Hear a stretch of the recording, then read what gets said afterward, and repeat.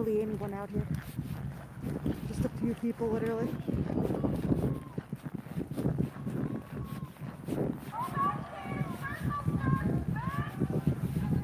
Literally barely anyone.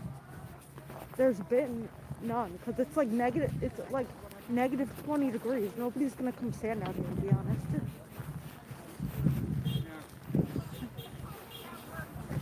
Damn, Adam's killing it. Oh, it's slippery as hell. No. That's right. Go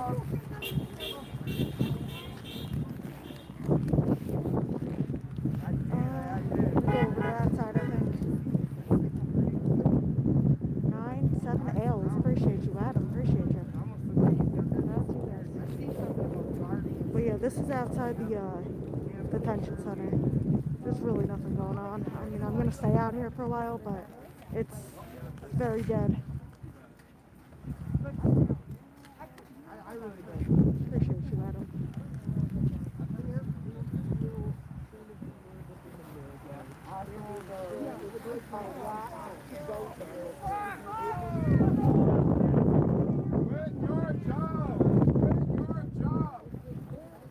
See, I pulled in there on accident, so they probably all thought I was literally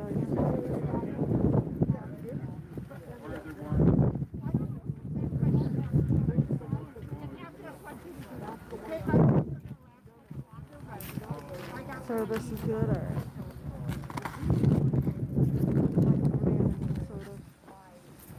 Quit your job! Quit your job!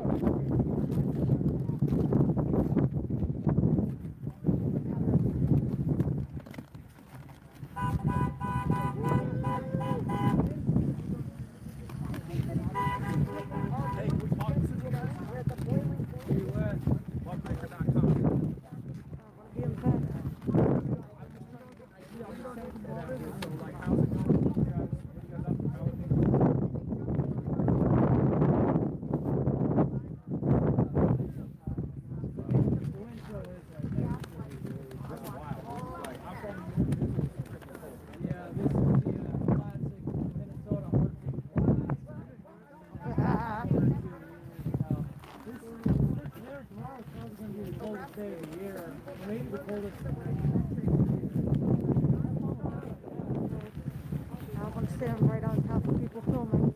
Oh, it's cops there. Thought they were empty cars. Show us what you look like, a polar bear. I can't even click my thing to turn the camera around.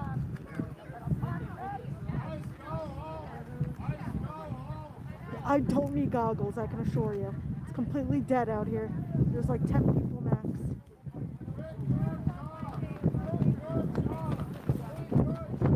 Windy as hell. As you can see, look at the clouds.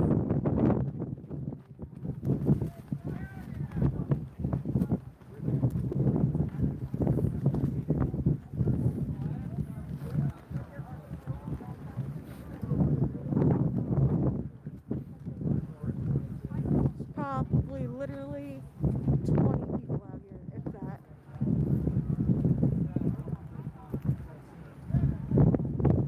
Of course, get interviewed or I'm not interviewing anyone because there's like not that many people here and I'm not going to be obnoxious. And I definitely don't want to be interviewed.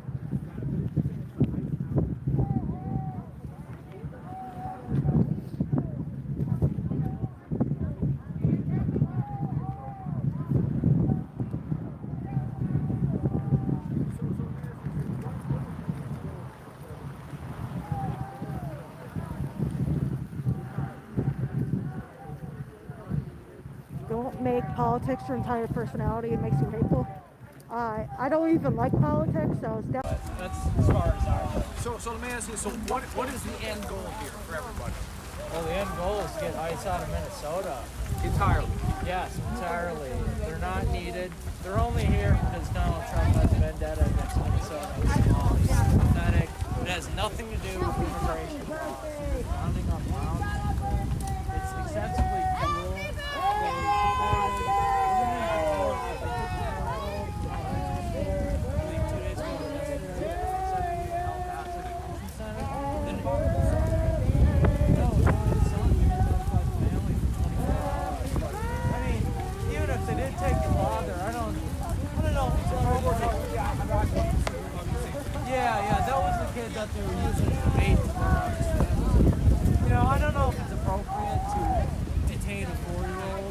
outside of school, put them on airplanes and send them to El Paso. I probably wouldn't say that's appropriate, but I mean that's what's going on.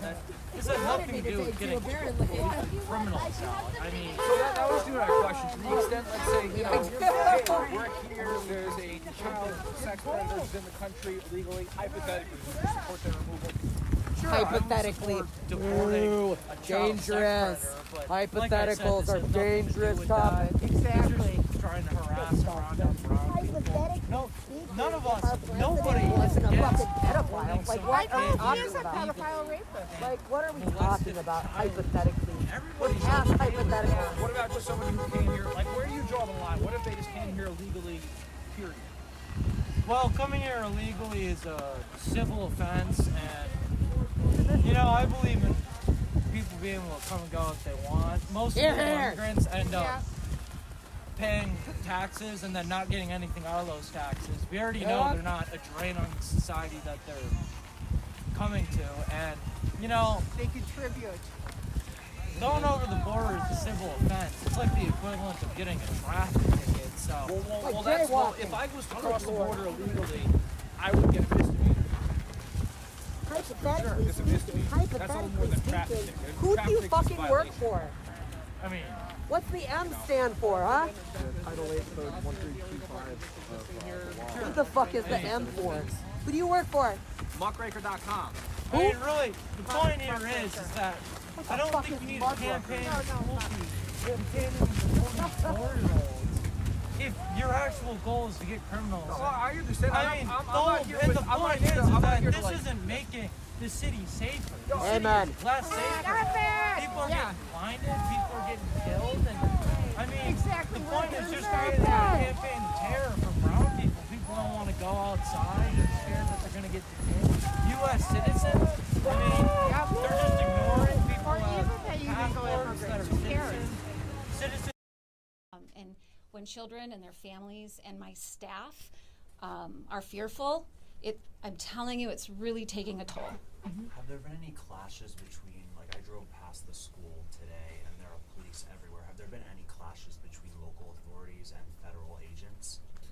Not to my knowledge. I don't represent the police department, but not to my knowledge. Not that I've heard either, yeah. Are you in touch with those school districts that are dealing with this? I mean, you're obviously the first to publicly acknowledge this, but what has that conversation been like?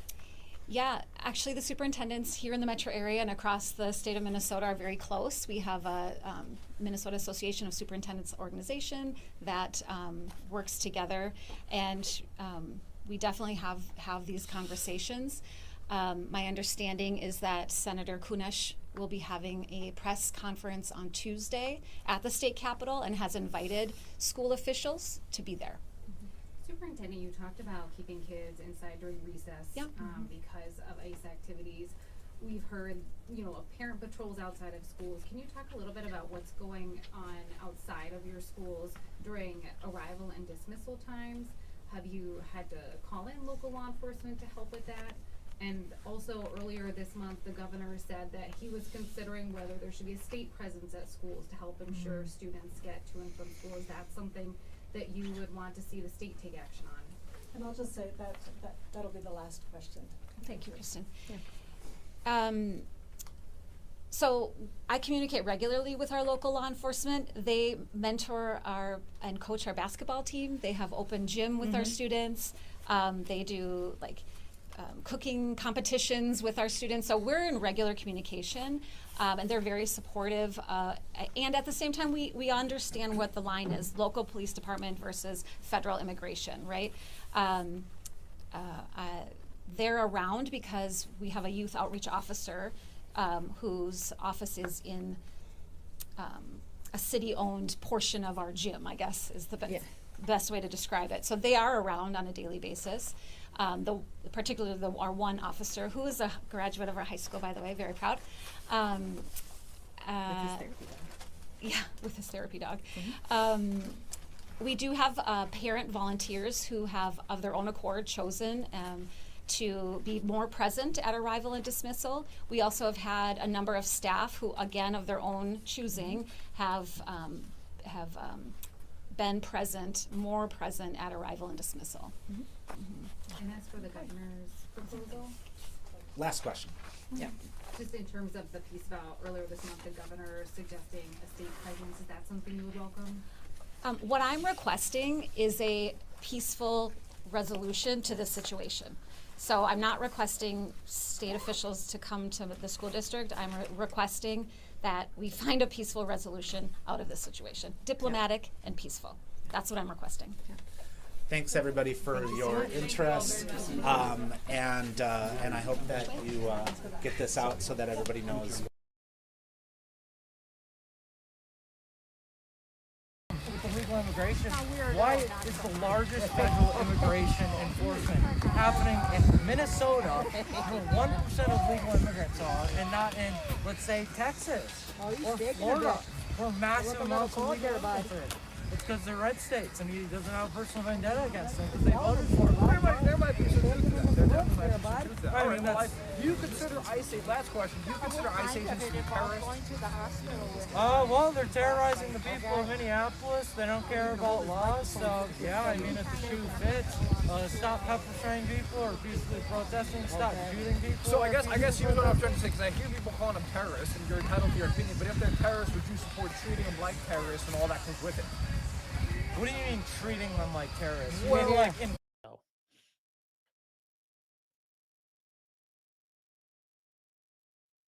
Jury nullification will happen. I think it could. It very well could in this case. But that's the risk. That's the risk here, guys. And we talked about this before. The guy out in LA who towed the ICE vehicles when they were in the middle of a raid, he got acquitted by a jury in Los Angeles. There's the guy up in Seattle where they're like, the local suburbs man, Seattle man, acquitted of assaulting immigration officers. When in reality, he was a Mexican national who was an illegal who overstayed his papers. So, yeah. Yeah, Minnesota's loony as fuck. Yep, remember, they were the only state to vote for Walter Mondale in 1984. So they're a commie by any name, yeah, but they don't hide it. They don't hide it. The Ant-Man channel says, praise God, hallelujah. Well, like I said, we'll see what happens at that point. We'll see what happens at some point here. Democracies for the queers. EDW Raptor for $5 says, a 24-hour stream if we can hit 27K. Can we hit the goal? No, but we'll definitely do a celebration. How about that, EDW? We'll celebrate it. We'll celebrate it and have fun. We'll have a good day. We'll have a good day. And so what do you throw a drowning lawyer his partner? On the other side of that issue, and including some of the people who organized that protest, I'm not sure what Pam Bondi thinks journalism is, but that's what it is. And I really just want to quickly, and everyone knows this, but I just want to read the First Amendment, just so that people can be reminded. I'm really going to be grandma right now, and I'm going to take out my First Amendment and read it to you. It says, Congress shall make no law respecting an establishment of religion or prohibiting the free exercise thereof or abridging the freedom of speech or of the press or of the right of the people peaceably to assemble and to petition the government for redress of grievances. Therefore, nothing that was happening inside that church was a crime. If they want to try to come up with a crime for protesting, if the folks who own the church want to charge trespass or something like that, you can litigate that. But the reality is the protests were constitutionally sound. The journalism was constitutionally sound. And the only reason that Pam Bondi's Department of Injustice has decided to try to prosecute you is probably because Donald Trump told her to. And we no longer have a Justice Department because Pam Bondi, has decided that her job is not to pursue justice without fear or favor. Her job is to do whatever it is Donald Trump is telling her to do in the moment. And whoever annoys Donald Trump or makes him angry or makes him sad or doesn't kiss his ass, she... Did you know you're killing the good bacteria that keeps breath fresh? Harsh mouthwash and aggressive brushing wipe out protective bacteria. Result: bad breath returns. Meet ProDentim, daily oral probiotic supporting good mouth bacteria for lasting freshness. Users notice results in 7 to 10 days. Stop masking. Start supporting. Get ProDentim now. Mom jeans. She passed them down to you. But who passed them to her? Put it there.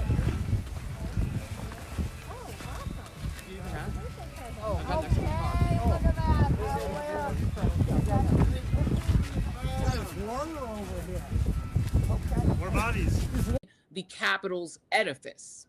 That doing that is First Amendment protected free speech. Slamming those officers in doorways, beating them with their fists, nearly killing Mike Fanone, nearly killing other officers, injuring 140 police officers, and leaving 6 people dead. That is protected free speech. But a protest in a church at which no one is harmed or killed, and covering that protest as a journalist, that's a crime. We are in Putin Navalny territory. This is the way Russia operates. It's the way North Korea and China operate. It is not supposed to be the way the United States of America operates. Thank you, Joy. Aaron Haynes, the president of the National Association of Black Journalists, and thank you for your support, and thank you for the statement and for standing behind me. What is, so what do you make on this assault on the First Amendment and this assault really on journalism? And especially, and I want to put this in, Aaron, and we have to remember, let's be honest, in this Trump era, a lot of Black journalists have lost their jobs, whether it is in print or on television or in radio or whatever it is. A lot of Black journalists have lost their jobs. So talk to us about all of that. Don, that's absolutely right. I mean, listen, we know that part of these attacks on diversity, equity, and inclusion include attacks on journalists of color who we know have been disproportionately impacted in this anti-DEI climate, right? And so we must push back against that, because if we do not have a truly representative press, how can we have a truly free press? And how can we have a truly healthy democracy? We know that these issues are tied together, right? That democracy and a free press and diversity, those things are not mutually exclusive. They rise and fall together, as do the rest of us, right? These are issues that should frankly concern and alarm all Americans, right? We do know, right? We know that for Black journalists, the stakes can be even higher, right? Because we are often the ones that are on the front lines, right?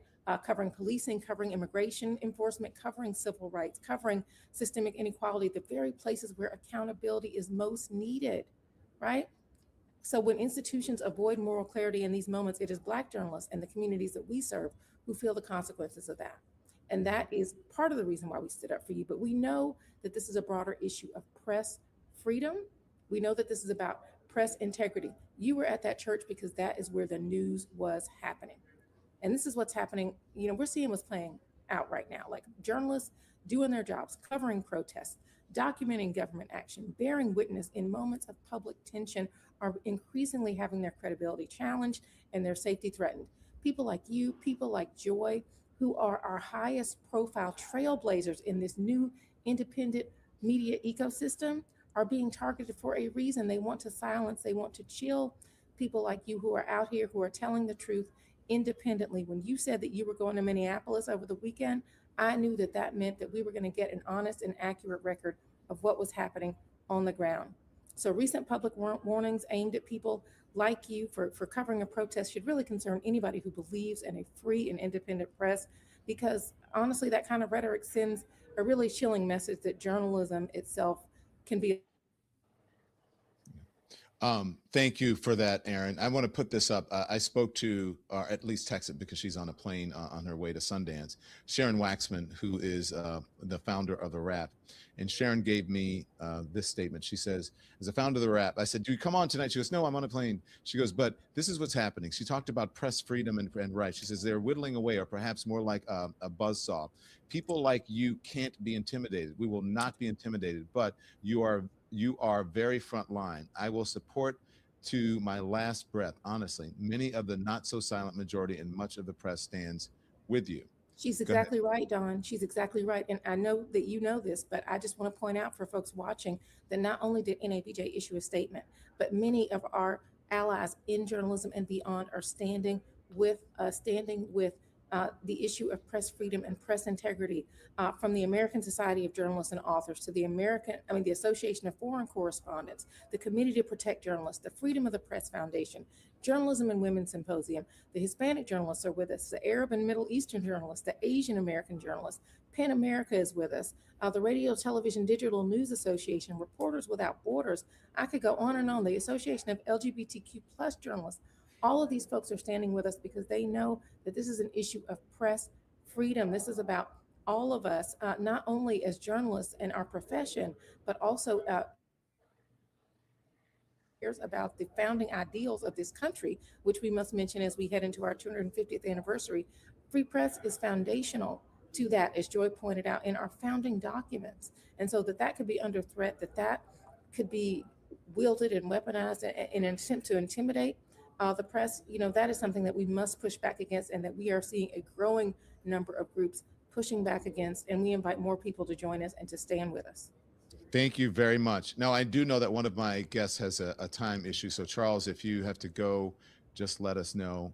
And I'm able to extend for a little while, but it gives me such comfort to see Aaron and Joy on and hear their commentary. I think it's really important to connect the dots for your viewers. We've been talking about the press, but I think from an industry perspective, and Joy, and you can fill in the blanks here, can really sort of connect the dots for your viewers in terms of understanding. Let's think for a moment. Don Lemon, you are a streaming independent journalist. You are not right now affiliated with any sort of legacy corporate media platform. Why is there so much focus on you individually? It's because in this day and age, the work that needs to be done around legacy platforms and media from this administration has already been done. And again, for people who don't understand how to read between the lines on that, I'll let Joy and Don sort of fill that in. When it comes to legacy corporate media, a lot of that work has already been done. This administration understands the value of independent media and citizen journalism and people who don't necessarily have direct bosses and can't be told what they can and cannot say or what the slant is or is not.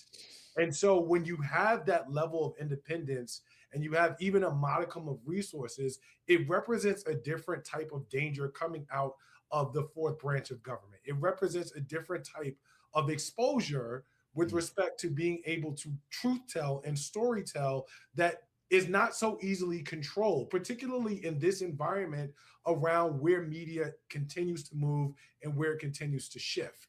And so for people who don't really understand, there is a reason why Joy, why independent journalism right now is so incredibly important in the media landscape. And this administration understands that. And it's also very characteristic of how we have seen the executive branch continue to try and weaken every other aspect of government. And I referred to media as in the press as the fourth branch because that's essentially how they function. But for people who do not realize in this moment, you can look in recent history. You talked about it in your lead-in, Don, think about Ferguson and how important citizen journalism and independent journalists were to telling those stories before they broke nationally. Think about Trayvon Martin and Sanford, Florida. Before those things had broken nationally, there were journalists who were on the ground who weren't necessarily affiliated with legacy or corporate media in the ways that you would expect, who were breaking that story saying this is going to be big before it became a national story. This is how movement has always functioned, particularly with the advancement of technology. And this administration understands that. So for your audience, I just want to underscore how critically important independent journalists like yourself are, like Joy are, because of the fact that there's not a need for validation from some of these other platforms. I mean, that you have them is great, but it's not necessary. And this administration is very, very, very understanding of that. So when your audience is thinking about where they get their news, how they get their news, understand that they know, this administration knows how critical you all are to that pipeline, which is why you're getting so much of the focus that you are. And I suspect it will continue among other independent and citizen journalists that we will see play out in real time. What makes us different is, yes, we do have residents that are beautifully standing up, supporting their neighbors, providing food, escorting them to their jobs, recording some of the unconstitutional acts that are taking place to make sure that some sunlight is added as a disinfectant to some of the chaos that is being caused. And to your question, we have a separation ordinance, which is widely publicized, is nothing new. We had one well before this operation started taking place, and that separation ordinance says that our police officers and public officials do not work with any federal agency around immigration enforcement work specifically. We do work with federal agencies to catch murderers.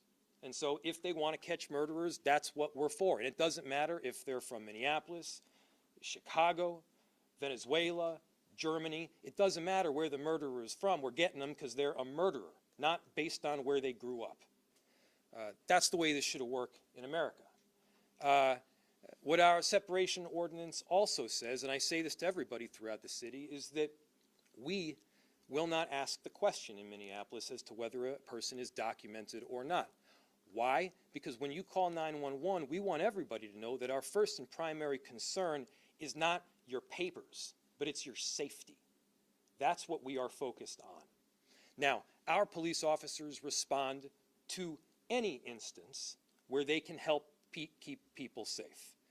We have responded. We have arrested people. You've seen it. You can report it. Where safety has been compromised, our officers have stepped in to help. But I'll tell you exactly what I want our officers doing. We have 600 of them. They got limited time. I want them focusing their energies on investigating crime, on keeping people safe, on preventing carjackings and homicides. I don't want them spending time hunting down a guy, a dad, who has done nothing wrong, who just dropped his kids off at daycare, who's about to go work a 12-hour shift. That guy makes our city a better place. Mayor, your reaction to J.D. Vance saying that the military is not needed here in the state? Yeah, totally. So my reaction to J.D. Vance saying that the military is not needed in our state, yeah, wildly agree. Mayor Frye, what would improved communication with federal authorities look like to you? Well, so the question is, what would improved communication with federal authorities look like to me?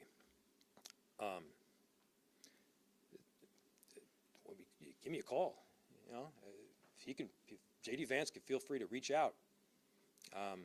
We didn't get an invite, maybe unsurprisingly, to hang out while he was in town. We have done a whole lot of work through a number of different channels, including the channel of an email to seek an audience to try to figure out how we can stop this from happening and how we can keep our city safe. Again, I want to be really clear here. There is a route forward if we're all willing to see it. If their goal is to keep Minneapolis safe from criminals that are doing bad things, we agree, regardless of where those criminals are from.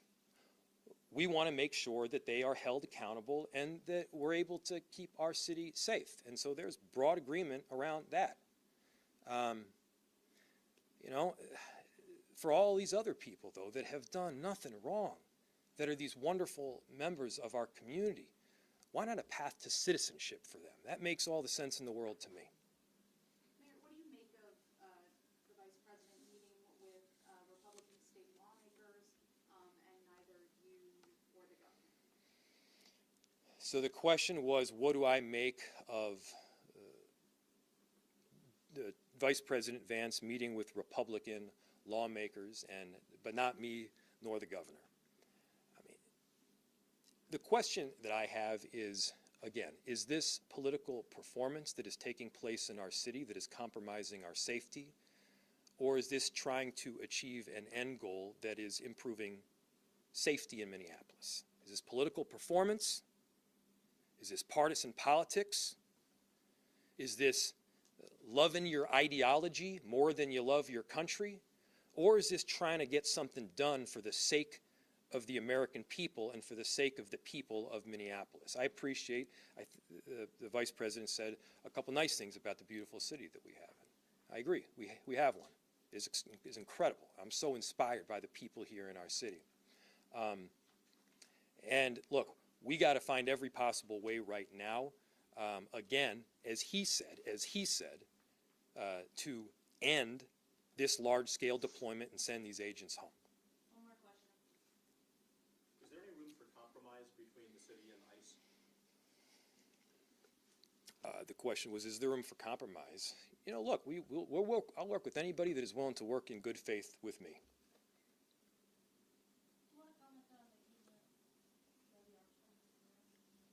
Yeah, so do I want to comment on Nikema Levy-Armstrong's arrest? It's a gross abuse of power, and she should immediately be released. I'll do one more, and then I'm going to get going. Vice President Vance said if there's cooperation between state and local officials, these many ICE agents would not be needed to carry out enforcement operations. What's your response to that? Is that something you're open to, that open line of communication to get these thousands of ICE agents out of the city? Well, you know, you don't need to, so the question is the room for cooperation between the federal government and the state or in the city. You don't need to take my word for it. You can see it in the numbers coming straight out of Corrections, which is a state agency, in the way that they have worked together. You don't need to take my word for it. You can see it in the numbers where we've successfully driven down shootings on the north side to a Visprint prints everything to get your brand in front of your fans, like t-shirts, water bottles, and totes, so everyone can gift it, work in it, and take it. Whether it's one of a kind or one for your whole team, if you need it, we print it with 20% off.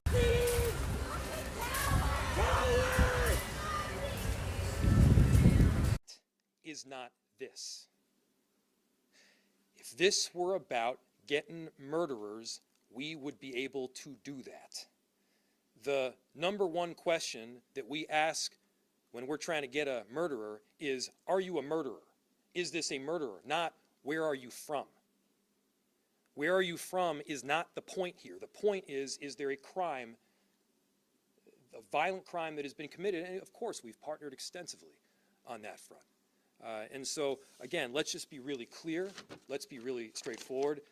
I deeply appreciate all the work that the press has done just to uncover the facts and the truth so that we're not, like, talking by one another. I'm grateful to all of you, and thank you so much.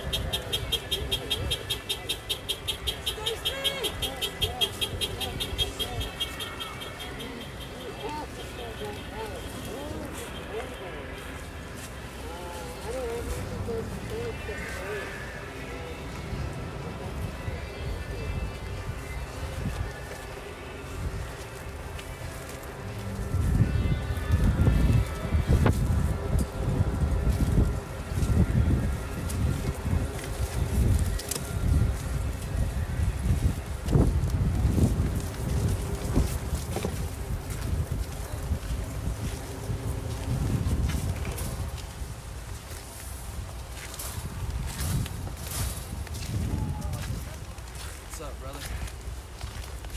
Ready for the big protest tomorrow? Hell yeah.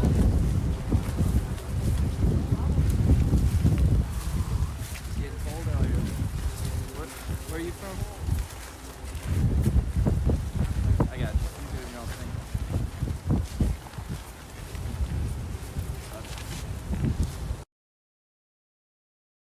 Renee, Renee, Renee, you were driving away. Renee, Renee, Renee, you were protecting, fleeing, caring, being, doing no harm. Renee, Renee, Renee, you were driving away. Renee, Renee, Renee, you were protecting, fleeing, caring, being, doing no harm.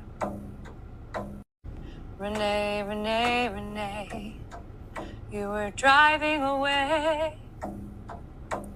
Renee, Renee, Renee, you were protecting, fleeing, caring.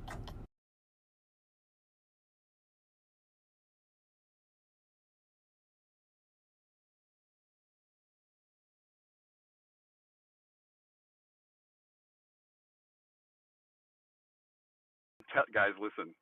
Use brisket. Use brisket. Use a little brisket. Oh yeah, just a little bit. Just start with little bits. Quarter pound, half pound, whatever, depending on how much. Just make it a portion, and you can raise it and lower it. Guys, I'm telling you. Or if you can find pork belly, make pork belly into bacon, big slabs of bacon, and then use portions of bacon to put into your hamburger. Just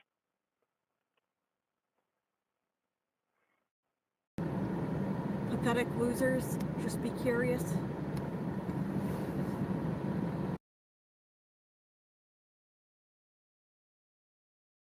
I'm gonna come out to my tires all smashed or something.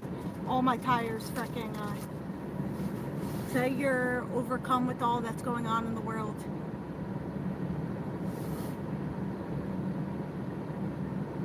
Hold on, trying to find my keys here.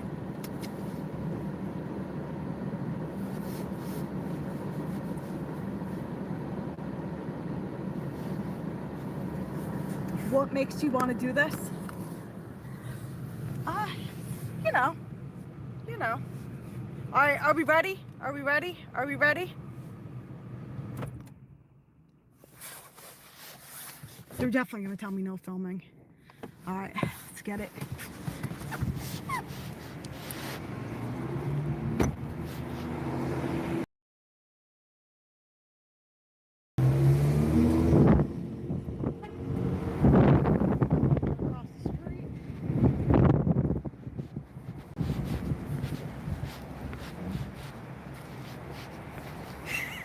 This is so freaking stupid. This is the dumbest thing I think I've done.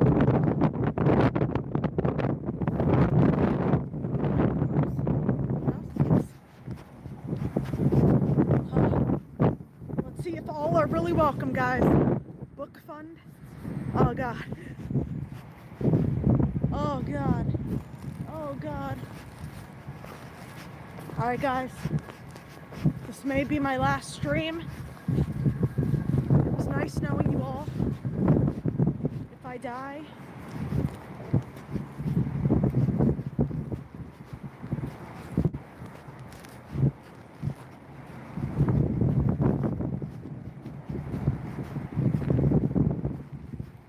okay.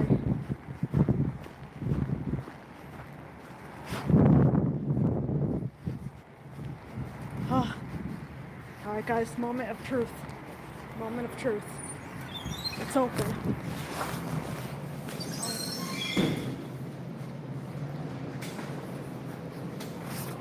Hello.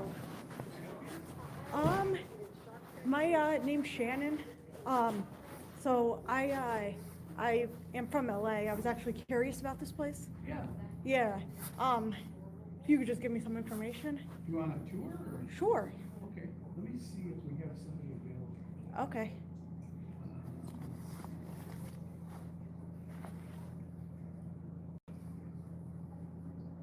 Have you been out to the church in LA? Yeah, one time I went by there. Yeah. All right, let me see what we got here.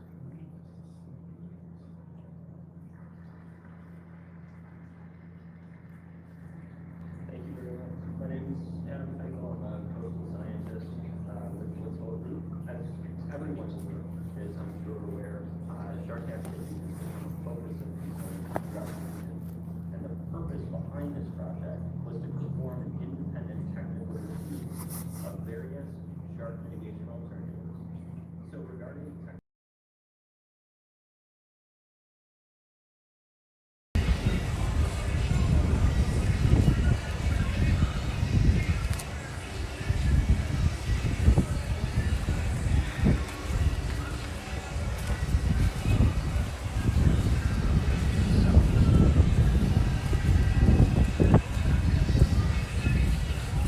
Hey, do you know who's doing tours? No, it's a gal. She said she's been to the LA church once, and she was curious and stopped in here and would like to tour. Oh, perfect. Okay. There isn't a single. All right. Hey, listen, I'll tell you what. You were driving away.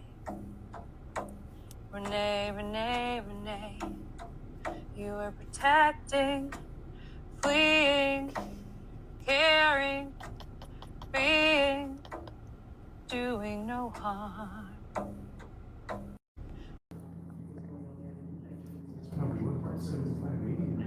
Yeah, just about.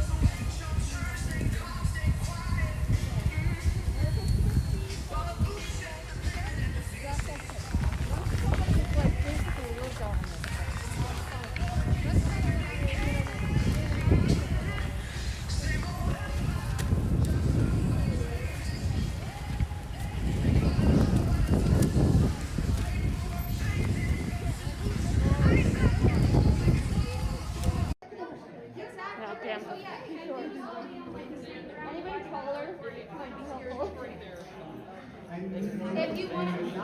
We didn't invite you. This guy's going to try to record. At a public forum. It's not a public forum. This is a private event, a private debate.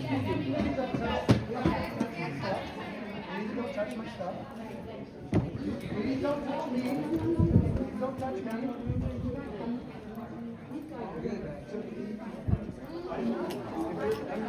I have not looked for any immigrants.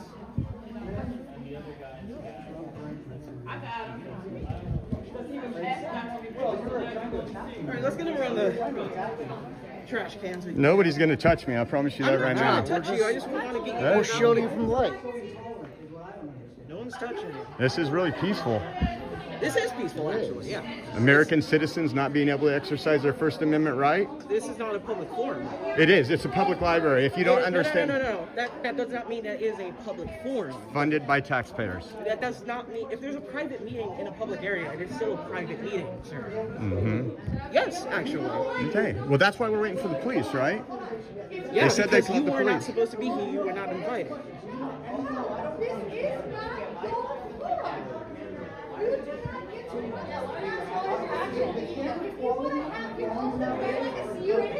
So I'm locked in here, being held against my will right now. You can leave. You can leave. Sir. No, go ahead. We just seen. You can go. You're welcome to right here. And I can stay. I can stay. You cannot stay. Well, don't say you're locked in. I think we're mainly asking you not to film. Just don't film.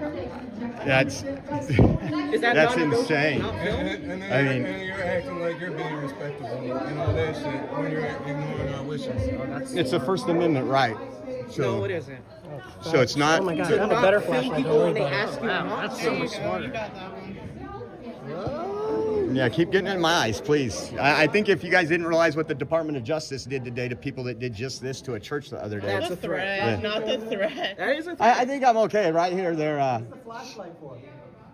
To block your camera. they think I'm that bright. Surrounded. I mean, it looks. No, he has a way out. He has a way out. Just give him a little space. Yeah. You're the one who blocked. I'm sorry, brother. You tried to get him out the whole time. You blocked his way out. Sir, if you just move, he has a way out. Yeah. If you move, he has a way out. I'll move back. I don't have to go anywhere. That's amazing. You want an American citizen out. It's amazing. I don't have a way out, but I don't have to. Sit down until the police come and then we will have them check. They're even telling you guys to sit down, but you can't even follow those orders. Start the meeting. Starting the meeting, guys. Can they arrest her for recording? Thank you so much. Keep you over. Thank you. Thank you. You have to arrest her. So you know God and take legal legal action. So please, everybody, let's sit down and let our chair people come to the next meeting, because this is what they want. They want to break this meeting up, and that's why they want to stop it. They think it's a free speech, and it's not just talking about free speech from the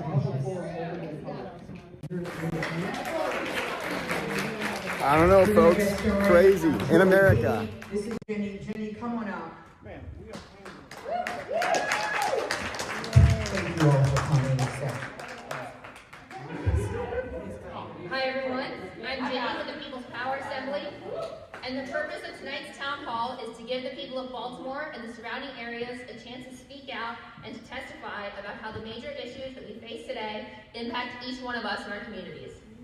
These issues include ICE raids, Trump's wars abroad in both Palestine and Venezuela, and the issues here at home like cuts to food stamps and soaring prices.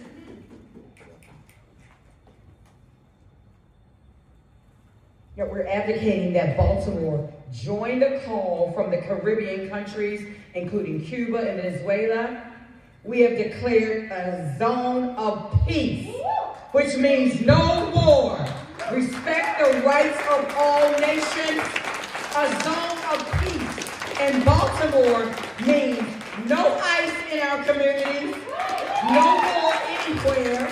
These cops rob our cities. Peace also means no hunger, no food deserts, no high prices, education for our children and youth, and no more police violence. No more PJs or Dante Melton, and no more fucking man.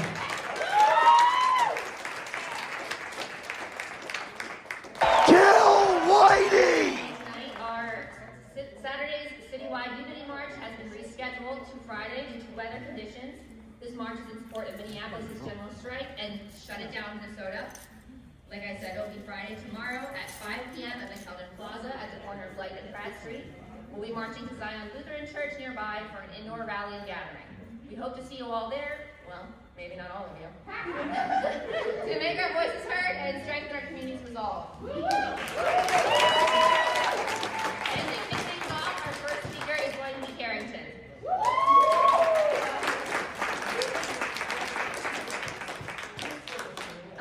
So your testimony, your thoughts, and your words will be recorded tonight by our people and submitted to City Hall. There are a few rules to make sure things run smoothly. We ask that everyone try to keep their testimonies brief. We ask that you say under 3 minutes or under. If you have something longer than that, you can submit it in writing with us. And when your time is close to being up, someone will let you know, and then the mic will be turned off. All right, let's get it started. My testimony is going to be brief. I live over in Quincy Village, but I just want to speak about what the chair people talked about in terms of food apartheid, how it's connected. Everything is connected to how food apartheid is connected to the ICE terrorists, connected to wars abroad. Especially as we know, not as we know, but as you all have seen, sanitation workers have been kind of bargaining for a new contract, that whole kind of labor struggle. A lot of the sanitation workers that, the fourth most dangerous job in America is sanitation work. These men get paid below livable wages, and when they go home to fend for themselves and feed their families and stuff, they're going home into food deserts. The fourth most dangerous job in America that keeps our streets clean, keep us safe, keep us healthy. They go home to food deserts where they then have to struggle to find the means to keep themselves going, to keep themselves healthy. And that is all because the money that would rather go to, instead of supporting the people that are actually keeping us safe and healthy, sanitation workers, community workers, things like that, the money instead goes to ICE. We saw the ICE budget exponentially increased. They got guided munitions on the list of things that they ordered with their money, and agents are getting paid up to 6-figure salaries starting nearly, all to destroy families, to rip people apart, to shoot American citizens in the head, to lynch black and brown people in containment camps and concentration camps. All the while that money could be going to ending food apartheid, and especially here in Baltimore, could be going to ending food apartheid. And with ICE as well, It's connected with the police departments. A lot of police departments around the nation have agreements with ICE. Baltimore doesn't exactly have a in-writing agreement, but it's been seen that BPD does operate and cooperate alongside ICE in terms of if ICE is having trouble at trying to kidnap someone, BPD will come up and break up that crowd of people that are trying to defend their community member. These tactics of working with the federal agents to disrupt the lives of Black and brown communities is ingrained in policing, is ingrained in food apartheid, because there's a case, Bilal Abdullah, the Arabber, was murdered by BPD. He was an Arabber that broke the lines, the barriers of food apartheid. He delivered fresh produce, fresh vegetables, food, things that people need to survive, anything, to communities all across the city. And he did it on foot. He walked it on foot with his horse-drawn cart. And he was one of the last two. It was him and this gentleman, another gentleman. After Bilal's brutal execution at the hands of BPD, there's now only one Arabber carrying on the tradition, the legacy, and the job of taking care of the disenfranchised, of taking care of people that are trapped in these food deserts that are created and perpetuated by corporate politicians. Whether they be Democrat, Republican, doesn't matter. It's the corporate politicians that would rather put their money in destruction and death and profits over people's needs. That is. The feds say there have been more than 3,300 arrests since Operation Metro Surge started in November. Meantime, Minnesota's Department of Corrections continues to push back against the federal government's claims that they're not cooperating with ICE detainers. Now, federal officials can request a detainer from a jail or prison to hold someone in custody until ICE can get there. Well, ICE says there are more than 1,300 of these ICE detainers in Minnesota jails and prisons. The commissioner of the Department of Corrections here in Minnesota, though, says that number that he has is just over 300. This is no longer simple misunderstanding. At best, DHS fundamentally misunderstands Minnesota's correctional system. At a minimum, this reflects systemic data management inadequacies or incompetence as it relates to DHS tracking of detainers in custody. At worst, it is pure propaganda. Numbers released without evidence to stoke fear rather than inform the public. And the DOC releasing some new video to counter another claim by DHS that the state agency is not honoring ICE detainers. A video showing what the Department of Corrections calls a routine transfer of two people from a secure DOC facility into ICE custody. A statement posted with that video reads in part, quote, "Despite this documented transfer, a DHS press release issued the following day falsely implied these individuals were released into the community and then later rearrested. That is simply not true," end quote. And while Vice President Vance was addressing the media today, he did confirm that the Department of Corrections in Minnesota is cooperating for the most part, saying they're having issues with county jails more so than the state prisons. And 3 local activists are in federal custody after leading an anti-immigration enforcement protest. Homeland Security and FBI agents arrested Nikema Levy Armstrong. This happened this morning. And Armstrong was a co-organizer of a protest at a church in St. Paul Sunday. A St. Paul school board member and a local activist was also arrested this morning. And they are reportedly being charged with violating the FACE Act, which prohibits the use of force to prevent people from exercising their religious freedoms at a place of worship. Supporters gathered at the St. Paul Federal Courthouse today to show their support for the activists as they appeared in court. Well, Apple Valley Police Chief Nick Francis taking to social media this past week as these ICE operations in Minnesota continue. He posted on Facebook and he compared some of these operations and their political responses to a, quote, bitter divorce among parents. He said in the post, quote, "We're ready for the fighting to end. It's time for our state and federal leaders to rise above the conflict so the Apple Valley community and people of Minnesota are no longer the ones stuck in the middle." I did have a chance to talk with the chief earlier today on All Day Live.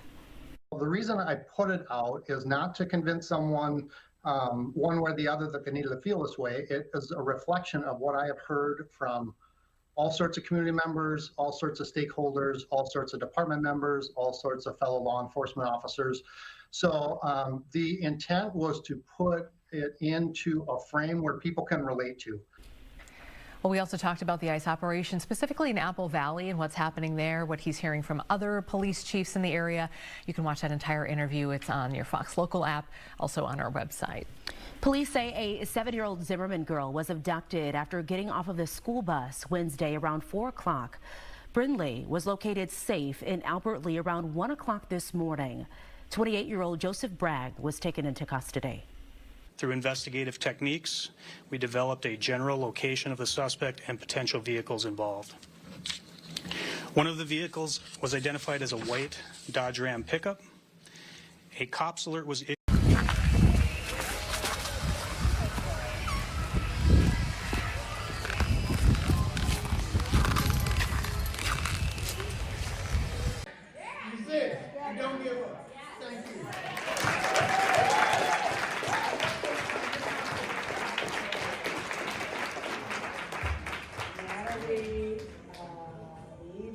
BTU.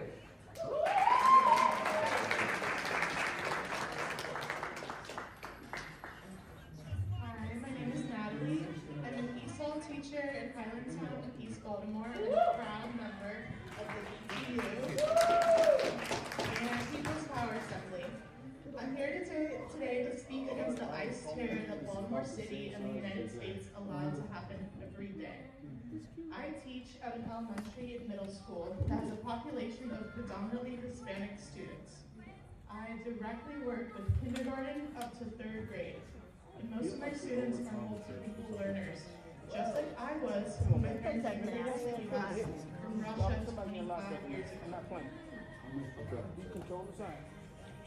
My students are smart, funny, sweet, kind, and very sassy.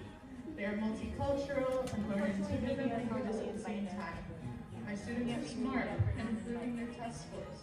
They are becoming better friends and better peers by going to school and interacting with others. My students teach me so much. They truly are the bright light of the next generation.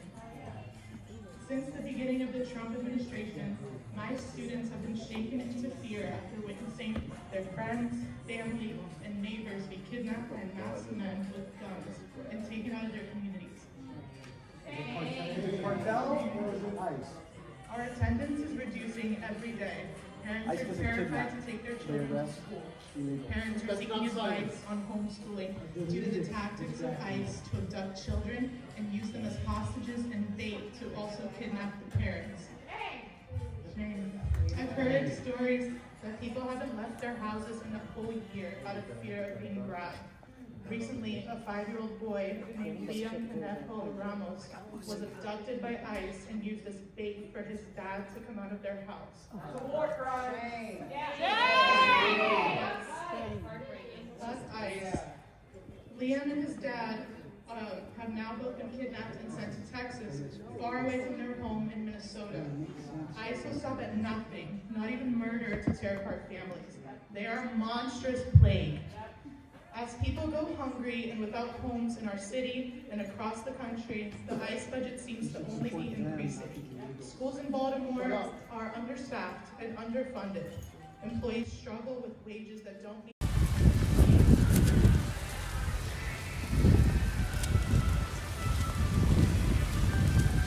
of destroying futures.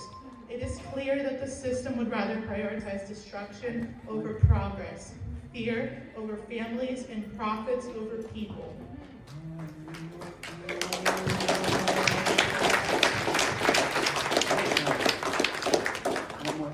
It is crucial that we organize, speak out, and do whatever is necessary to fight back against these agents of white supremacy to continue to destroy our community. Thank you.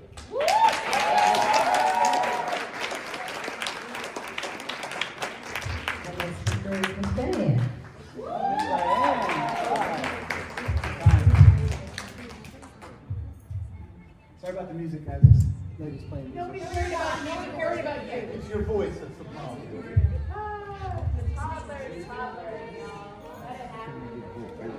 I won't be nice to you. Pull my pants down, but I'm gonna be nice. Thank you. Thank you. Children in here as well. I'm gonna be real nice and try not to cuss. My husband is over from me. Excuse me. You have to take that and go out to Canal Report here. Where's the next one at? Stand out to speak out to our purpose is to be here to stop the bullshit that's what's going on in our community. 73,000 is with ICE receiving the White House, Annapolis signed a bill for them to It's a violation of my civil rights, actually. You're fighting for your legals. This is not a split. Let's go there. We are divided. Stop dividing us. This is unity. This is united. That's what we stand for, right? And so, why doesn't the why they feel like they don't belong? Why? They're just like anybody else. But ICE is nowhere at all. Stop dividing us. Stop separating us. This is what we stand for, right? That's the reason why we're here tonight. So you're telling me you Hey, hey Josh, if you stop recording instead. Baltimore City, I'll go outside. the United States, Are you good? I'm no good. markets.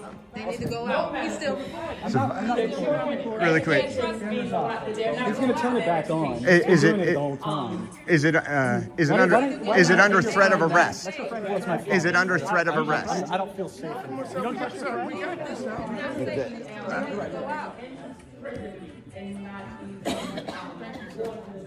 Is it under threat of arrest? That's They need to go out. because you're violating my civil rights. So I'm saying if I don't stop recording, do I get arrested?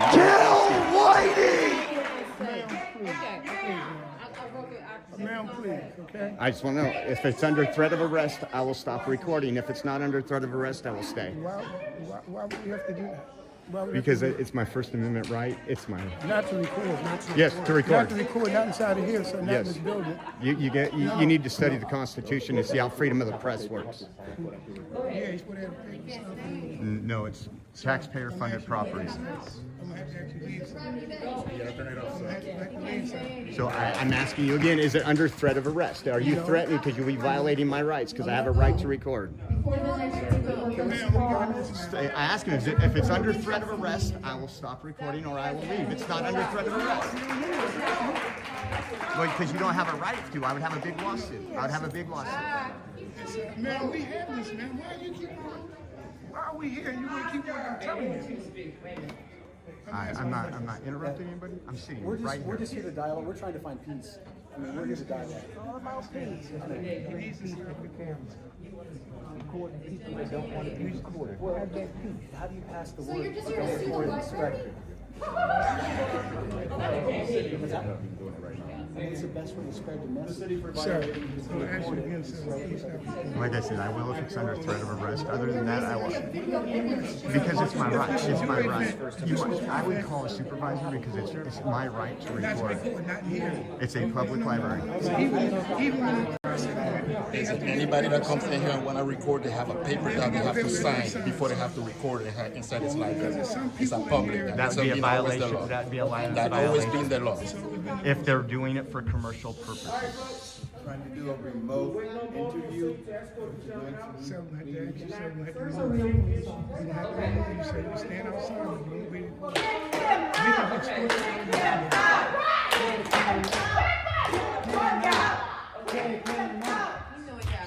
Ma'am, please, please. Sir, I ask you to leave the library. Sir, Now we're asking you to leave the library. Is that under threat of arrest? Ma'am, please, ma'am, please. So I just want to ask you so it's recorded. If I don't leave, will I get arrested? You'll be escorted out of the library. That's not being arrested. That's being escorted out of the library. And who's going to escort me? So you're going to physically touch me? If we have to, sir. For exercising my First Amendment?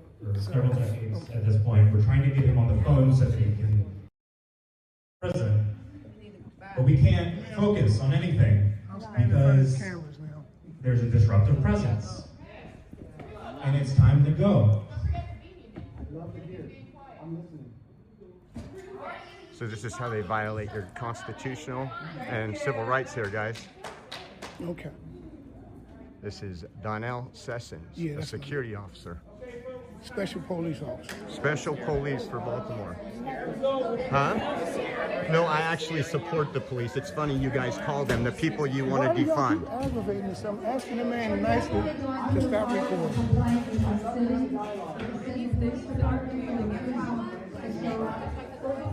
Continue this meeting outside. I don't see what the problem is with your recording, but I don't know if they want their event recorded. What is the event? I don't know the event. I am just documenting. It's what I do for a living. I didn't even say a word to you.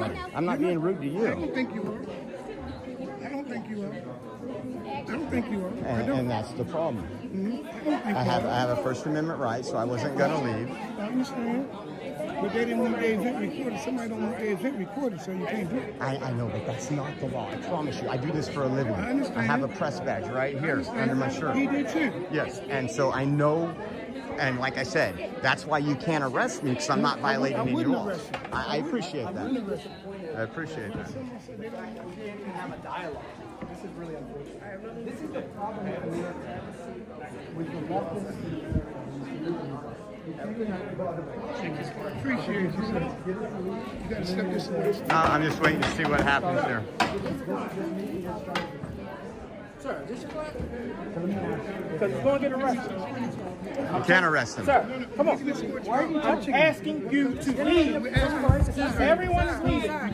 No, don't touch me. Don't touch me. What the hell? Get that on camera. Put your hands on me. Nobody put their hands on you. Walk away. Nobody put your hands He put his hand on me. He put his hands on me. Back off. Back off. Why is nobody else being treated like this? Excuse me. You're breaking my... Why is nobody else being treated like this? We got it. Everyone. Sir, did you authorize this? Did you authorize them to put hands on us? Mark! This would be a great lawsuit for y'all. Did you authorize them to put hands on us?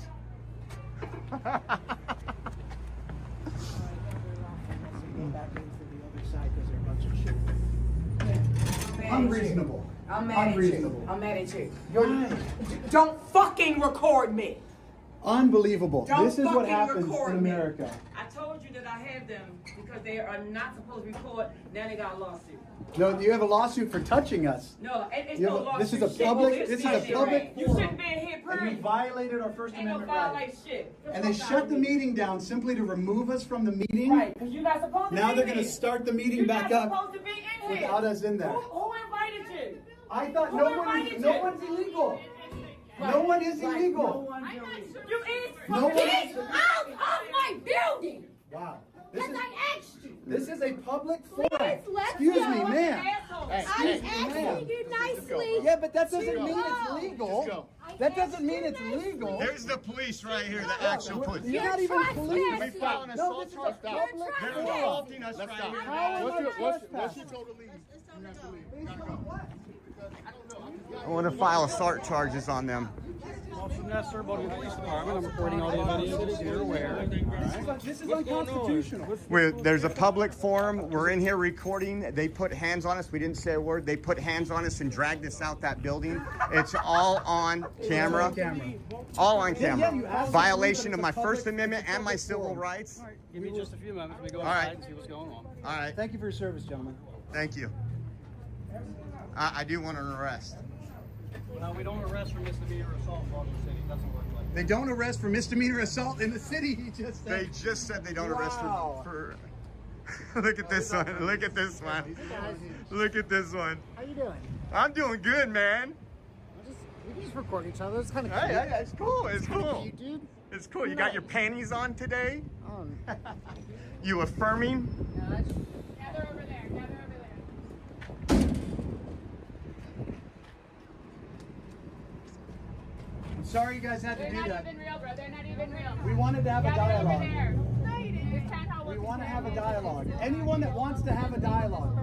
ICE is not the problem, guys. ICE is not the problem. No, criminals are. And the politicians at the top, criminals are. ICE is doing their job. If you want to protect your community, What you are doing is not fostering dialogue. Hey, man, big dog, I need you, big dog. Boy, look here. Boy, I need you bad, man. Shit, I need about 50, man. Shit.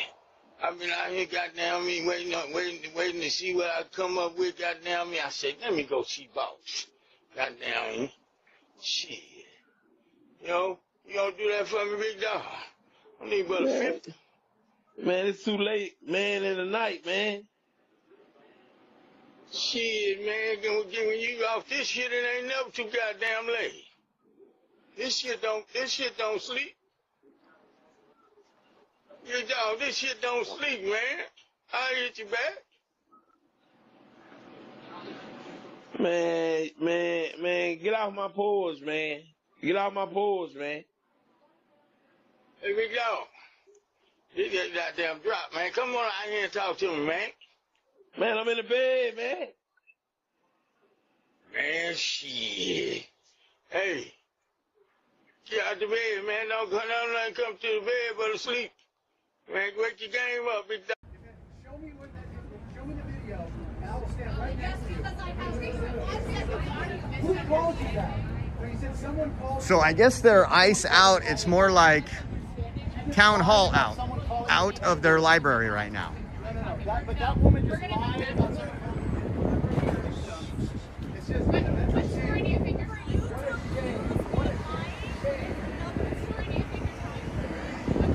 And if y'all didn't defund the police, they would have been here a lot sooner too.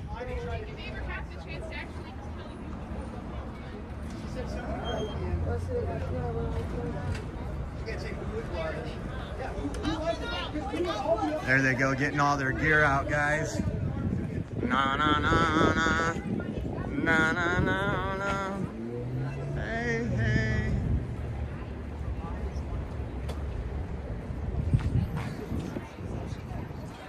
So I'm waiting right here because they're not gonna. I'm gonna get a police report.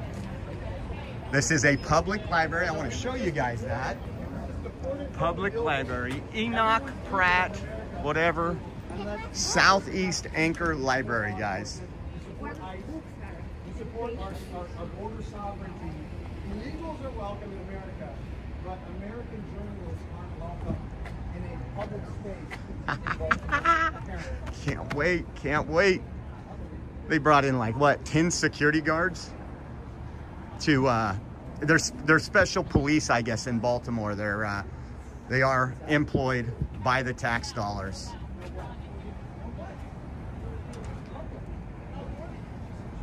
As you know, we are still on public property right here. And that's why I was recording on 2 phones. We recorded from the second we walked in.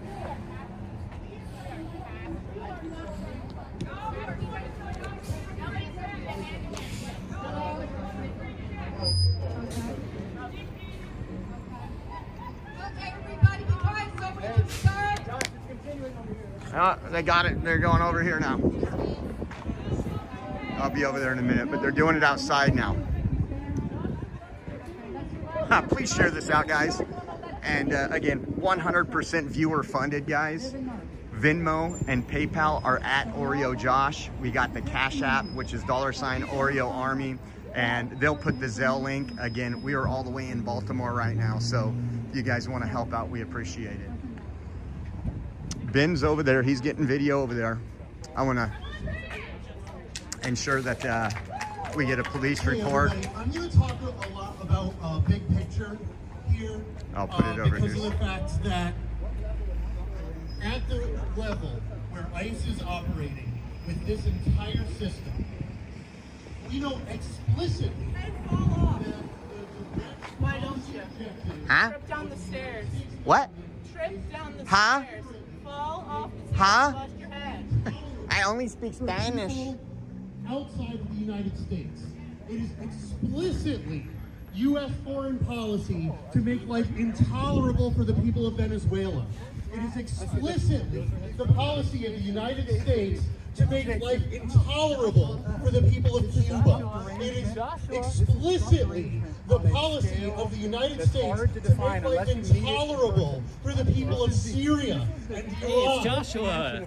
If you look at everywhere where there is unrest, you will see the policy of the United States government in it, which will then take the people who flee from there to the only place. Please don't that touch they me think again, is I safe, promise you. You promise me and then not to touch trap you? them in a human I will defend trafficking myself, ring, trust me. Oh, This ain't my first rodeo. Are you gonna shoot me with a gun? Before you don't get a chance to talk. Joshua? Everyone's welcome here. The explicit You're getting triggered there. You're getting triggered there. point of ICE is as human trafficking. I actually have a friend who used to work for the Department of Justice in the Human Trafficking Look at that Division. one. Not even pointing. So, because I wasn't pointing it at the speaker, I'm going to point it at the speaker now. About having to rush to human trafficking sites and try to get there before ICE because of the fact that ICE leaves the human trafficking entire structure there and grabs all of the victims, all of the witnesses, and gets rid of them and traps them into either deportations or private prisons. And those private prisons, None of this is true, by the way. I mean, every single point is true. Every private prison includes Look slave at him. labor. He put on his night-night music. He put on his night-night music. Touch me again or I'll defend myself. Go for it. You want to play games? You want to play games? Let's play games. Let's play fucking games. What do you want to do? Let's do it. You want to go to McDonald's and get a Big Mac? You're buying? You're broke. Can't do anything. Prison slave labor. Fast food restaurants, including McDonald's. All of them. Costco. All of these companies use prison slave labor to drive wages and income down for every worker, not just American workers, all across the world. This is a global capitalist empire. These are the same people who are running this child pedophile rings, and where are they finding those children, by the way? Hey, you got friends. Who's I do. trafficking This one wants them? Big Mac. Ooh, a ICE, Big Mac. Okay. Donald Trump, and they still haven't He likes released baby music. Joshua. Yeah, he likes baby music. This is Josh. This is Trump derangement syndrome. 101. Where are all the 101. people who were calling for mass murder of queer people whenever it was claimed that it was queer people who were pedophiles? Now that we know You think that it's does the anything? right What do and you the think? Republicans On a video? and some of the the audio. Democrats. That's what you think you're doing? I know that's how it works. Yeah, YouTube will take it down. I'm not on YouTube. Oh, slave trafficking system. That doesn't bother me at all. Well, then you're walking away a lot. Because you look like a fool following me.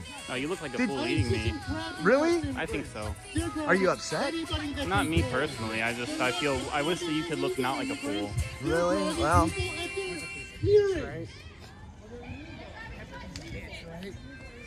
How far do you want to walk? I love walking. It's so healthy for you. Really? It's so healthy for you. I Yeah. love walking. Me too. I gotta walk 2 dogs right They just want to get home so they can cuddle. That's what they want. They want to cuddle. Yeah, I want to cuddle you, Joshua. Yeah. Yeah, here's the police right here. So I'm going to make sure I get my report.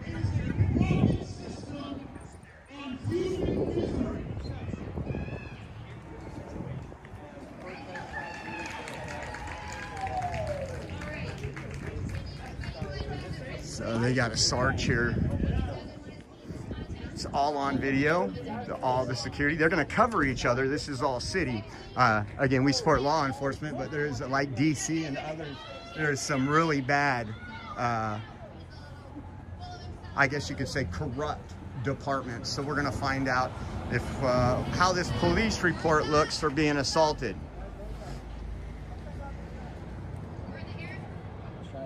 What happened to your eye? What happened to your eye, bud? I'm good. Some little kid beat you up?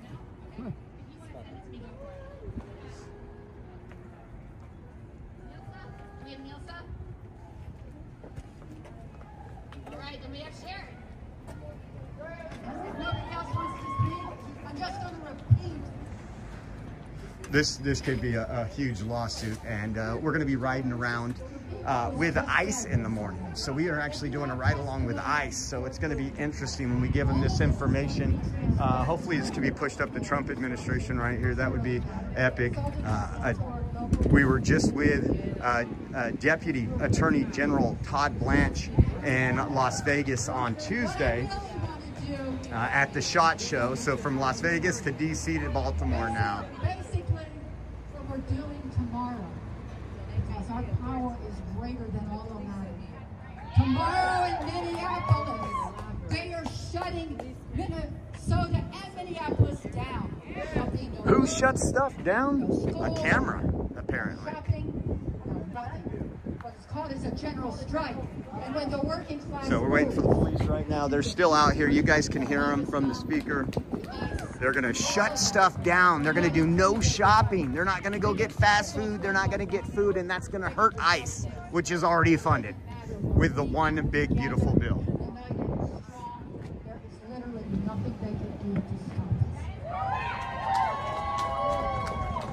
stop us. Dr. King did it. We'll do it again. It was civil disobedience, whatever. These security, our special force police right here that you guys see in there. I got them all on video. Physically assaulted us, pulled us out of a public area for doing a First Amendment protected activity. And that Trump, who stands for the billionaires, is in the minority. No matter how many goons, no matter how much they pay ICE to terrorize or torture people, they will not succeed. That guy right there laying hands on people. He thinks he's going to be protected. He loses any qualified immunity that he might have through the special police force. Again, we were never rude, never raised my voice. I didn't even talk the whole time. I wanted that to be proof on video. Renee, Renee, you were driving away. Renee, Renee, Renee, you were protecting, fleeing, caring, being, doing no harm. Renee, Renee. At any rate, come out. He's trying, he doesn't probably even understand the First Amendment. That officer's reading their policy. Their policy is for production purposes. You have a right to video record. We're going to march arm in arm. They're going to march arm in arm, guys. White.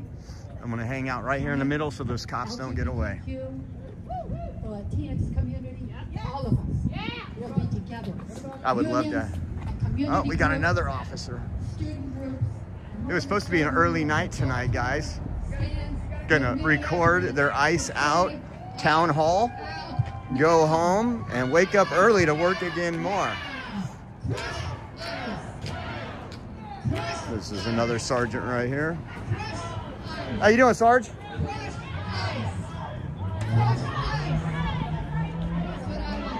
The people that want to defend them are right there. The people that want to defund them, sorry. They were in there already complaining tonight about police and everything else. They want to defund the police, and the first thing they do is call the police when things don't go their way, when they want to violate somebody's First Amendment right.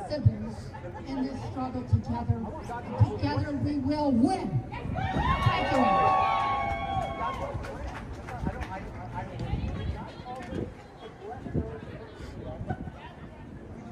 I do want to file a police report.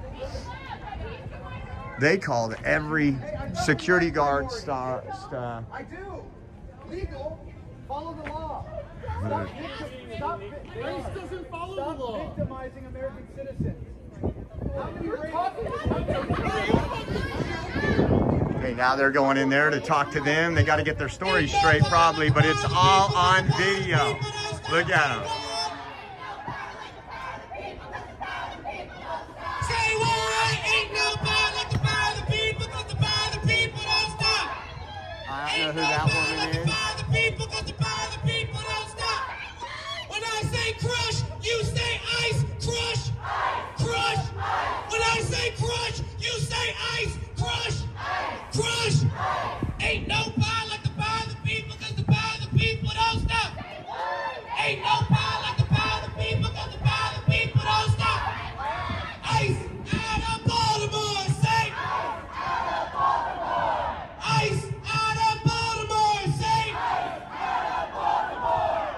I wonder if he's giving them an education that he just got into a really big lawsuit. God bless ICE! God bless ICE! God bless ICE! God bless ICE! God bless ICE! No KKK, no fascist USA! No Trump! No KKK, no fascist USA! No Trump! No ICE, no fascist USA! No Trump! No ICE, no fascist USA! ICE, KKK, BPD, they're all the same! See? Baltimore PD, ICE, KKK. And they just called the police. ICE, KKK, BPD, they're all the same! You certainly called the police fast for wanting to defund them, huh? My sisters, brothers, and siblings, thank you so much for attending and get home safe. Isn't that amazing?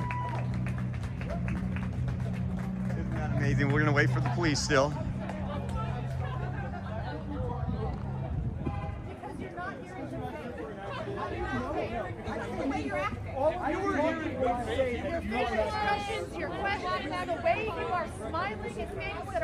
And I'll give you all a shout out if you guys donated. Again, we can't travel the country, we can't do things without you guys. If the mods will please put up our donation link so we can continue to have some fun. Expose the left. No, you're not telling facts. No, you don't listen. You don't listen. If you were reporting, you would listen. You would listen. But you would listen. But you would talk over everything. You talk over everything. See how it is? See how it is? Nikki, gotcha. To everybody in the entire program. To everybody in the entire program. I walked in.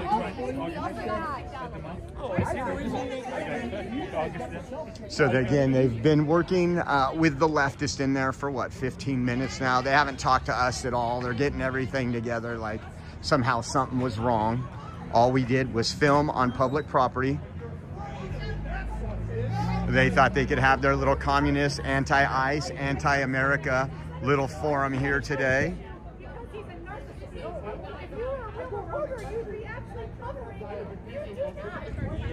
What's going on over here? There's a group in the library. We went in to film them, and which is our First Amendment rights. They didn't like it, so they had security drag us out. They cross our border without authorization. No, ICE isn't here. This is an anti-ICE protest. We were here filming. You think that Baltimore the ICE is? I have no idea. I don't have anything. So they're not, because it's a private property, that's why they chase you out, right? No, it's public property. It's taxpayer funded. My tax dollars fund this. Yeah, it's not private. Oh, it's not private. And that's what they're learning right now. They laid hands on, which is assault, and they violated my constitutional rights. So that's why they're in there kind of nervous right now.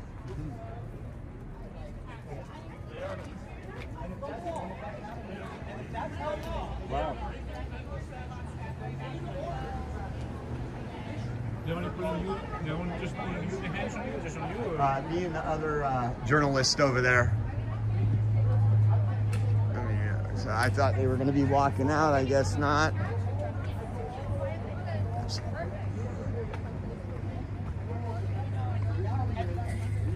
I'm just not going to let this.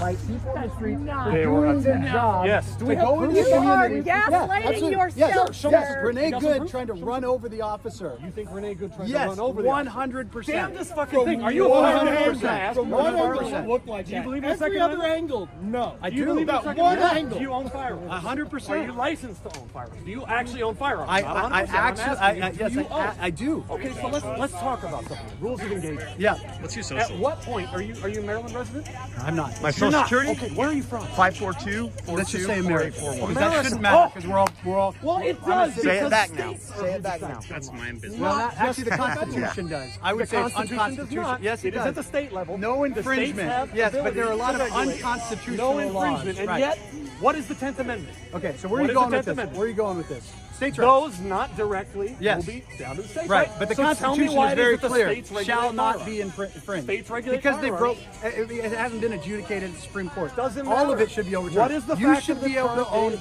You What should is be the able to own fact of the crime any is? gun that you want as a free That is American. your belief, but that is not No, that's what the reality. Constitution. Look at they're putting music on, thinking that's gonna do something. Based on the Constitution. Look at Annie's touching him. Let's talk facts. Annie's You assaulting don't like him. the Constitution? I love the So Constitution. where are you getting your rights from? If you don't like I am it? getting my The rights. he gets, the more content he gets, the more money he makes. This guy. But again, Wait, actually, what media do you work for? What media do you work for? It's literally on his hat. It's literally on his hat. He's asking what media he works for. Your battery died? You better restart it. You better restart it. Somebody, real America's voice. You don't even deserve my time anymore. Wait, you lost Jesus? You lost him! A lot of people have lost Jesus. Excuse me, sir. Are you out here in support of ICE? Yes. God bless ICE. Amen. God bless ICE. Amen. God bless ICE. These men have child pornography on their laptops. Says the guy that probably actually has it. I'm filming that one. Unbelievable. You try to come to an event to have a dialogue, and you're shut down immediately. They ended up physically removing us from it. Look at how triggered they are from a camera. This all started from a camera. Hey, they're in there getting all their stories together. They're bringing the organizers in one by one. The police? Well, the people are coming out, and the police are over Hopefully there. they take our statements too. Well, no, I'm waiting for a police report. Yeah, good. Seriously, I mean, Good. Yeah. With what we've seen with the Attorney General today, Yeah. and what they're doing after going over the violation, Harmeet Dillon could come in here. It's a violation. Yeah. And if they have qualified immunity, they lost their qualified immunity by putting hands on us. I just think it's amazing that the cops said that they don't arrest in Baltimore. They don't arrest for misdemeanor assault. That's unbelievable. I mean, isn't that good to know if you're walking around, you want to assault somebody? You want to assault somebody? It's like Don Lemon said, it's not a crime. It's not Misdemeanors aren't a crime. Misdemeanors So why aren't a do we- crime. Why do we even call it a misdemeanor anymore? Just say it's nothing. Just say it's nothing. How you doing, brother? Hey, you used to be in D.C. back in the day. You would hang out with me and my buddies in D.C. Remember that? Yeah. Right on. How you doing? Good. Okay, so again, waiting to see. We violated no laws. Everything was recorded.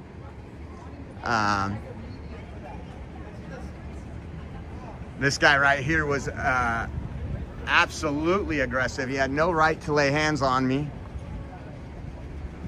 And then here comes this one right here. Here's another organizer speaking right there. They're going and getting everything from the organizer. Look at that. This is the lady. MAGA out now. Remember? We got MAGA folks in here. Talk about discrimination. Talk about discrimination, and all that is recorded. This is gonna blow up, guys. This is gonna blow up once it hits social media. I'll need you guys to all share it out. But maybe, I can't come to Baltimore all the time. You know, this travel is expensive, but I'm sure we have a lot of people near this area that can. We violated absolutely no laws.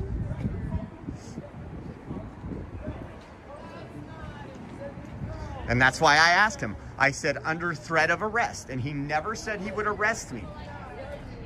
But then they drag, you seen the video of them dragging me and Ben out.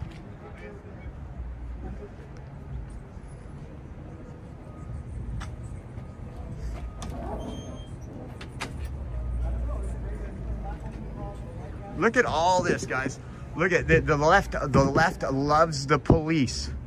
If it's to silence somebody else's First Amendment right. I'm an American citizen. They are here to stand up for people who came into this country illegally, who both Democrats and Republicans signed laws and passed bills so that ICE would go out there. Don't let Democrats fool you. If they didn't like it, they would change the laws. They just had Biden in office with the House and the Senate. They didn't change any laws for people that came into this country illegally. But now you have all these groups that are standing up for people that came into this country illegally, but they want to take away rights from American citizens.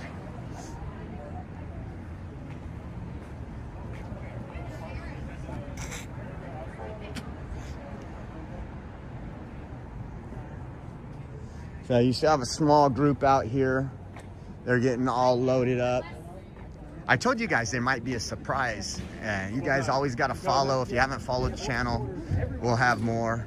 That's the part I get. And I get frustrated. And I maybe don't react the way I should as a Christian, but I pray about that. I try my best to do that. But I think the only way that we actually fix any of this is if we come together, you come together, I come together, and we disagree, and we say, Annalise, this is nice to meet you as well. These are my objectives, these are my priorities, my family. God, my priorities are God, family, country. So God is a Christian, that's my number one priority. Family is the only goal that we need to I know I have to. They may, have a different, but we all have a similar. We have core beliefs and things that we want to protect, and we want to live a generally peaceful life. Make money, whatever. Have. And they're spending a lot of time getting all their stories straight in there. Hopefully, they all have their body cams on. We can request body cam footage of this event, and we will do that when we get back into town. Once we get an incident number, they have no right to touch somebody who's being 100% peaceful and following the law. It is assault. Will anything happen to them? No, but I'm telling you right now, there's probably an attorney out there that wants this case pretty quickly. I mean, they were literally out here comparing BPD, which is Baltimore Police Department, to the KKK and Nazis, and they are the first one to call them. If you guys are just tuning in, we are in Baltimore, Maryland right now. We came to a Ice Out Town Hall here at the Southeast Anchor Branch, the library, where it is publicly funded by your tax dollars. And went in there, started filming. That's all we did from the second we walked in. And you've seen them. They cornered us. They surrounded us. We ended up sitting back down. And so I definitely want to get my police report number, and then we can follow up with the video evidence. Stuff in our car, just go to the office. The other stuff. I was going to say I could go get my clothes for the night. The library has closed for the night. I met you last time. The library has closed because the anti-ice and special police force bid.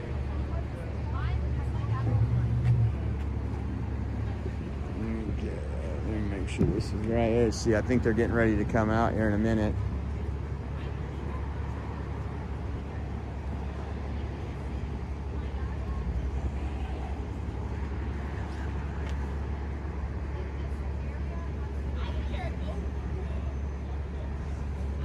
Put this on the tripod a little better so I don't keep moving it back and forth. And hopefully we can go back home tomorrow night, guys. There is a storm coming through. I have the airline ticket from DCA. We'll see what happens. I will literally be sleeping on the streets tomorrow night if they cancel these plane flights. Expect a live stream from the air terminal. So we are still waiting right now. All the police are in there. They're spending a lot of time with them. Look at this. They're showing them some paperwork. They don't have a right. But just because they're communists, they don't get to enact communist policies and take away people's rights.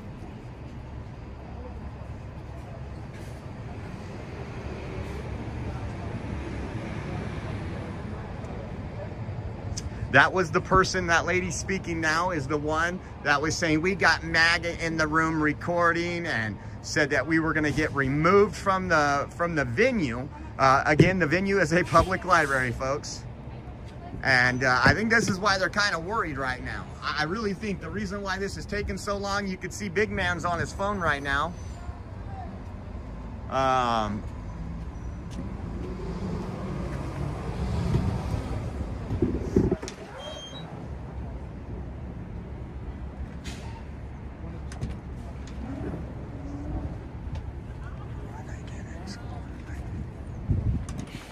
Do you think we could just have a MAGA rally or a pro-ICE rally or any rally and exclude the public from a public facility?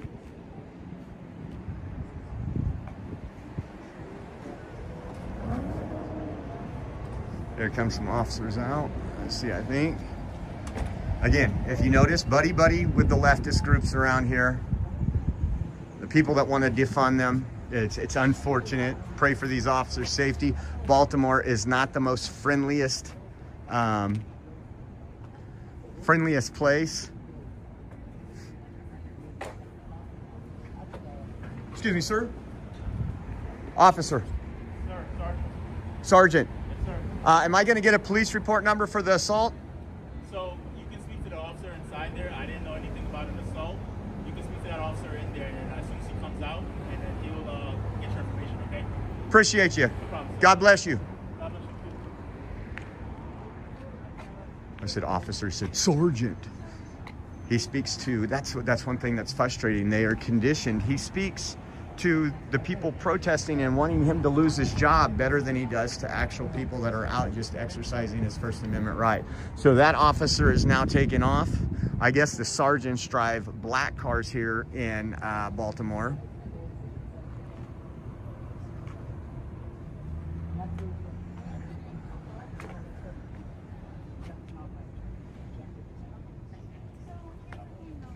So I want a police report. Pick your battles wisely, okay? Because we got the sad man here wanting to know what's up. We got him wanting to know what's up.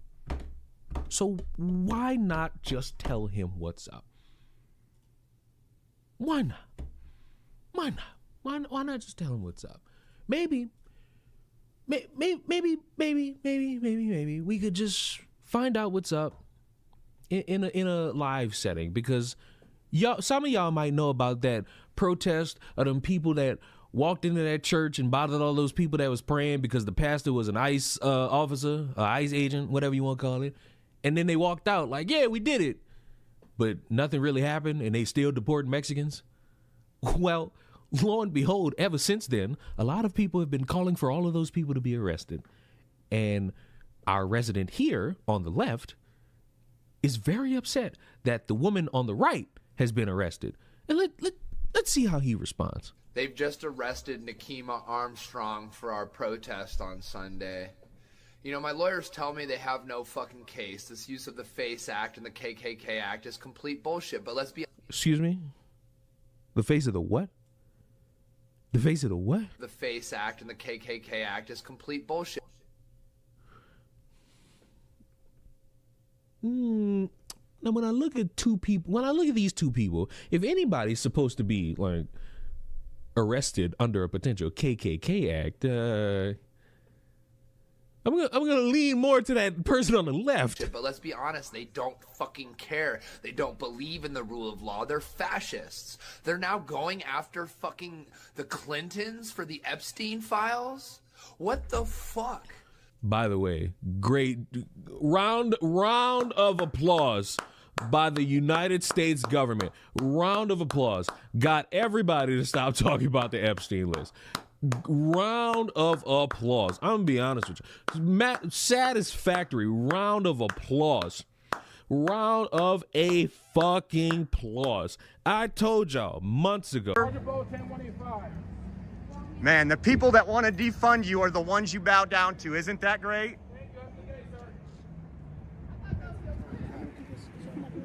You're all the ones that want to defund them, right? But when you need them, you call. Bro, I'm literally just standing here. Hey, Josh, so just to clarify, that officer said they're not doing a police report? They won't even do a police report for me. That's amazing. Amazing. Hey, you know, it is funny though, the same people that want to defund the police Yeah. The first ones to call the police. And if they weren't them. defunded, it wouldn't have took them 46 minutes to get here from the first phone call. That's exactly right. And by defunding, them admitting that they don't prosecute misdemeanor assaults. Like, what do you do? Can we get this to somebody in the administration? I mean, they're literally. Yeah, we can. Because I do. I'm going to follow through on a lawsuit. I mean, that's the only thing that's going to change this. Yeah. I mean, it's unfortunate. Thank you.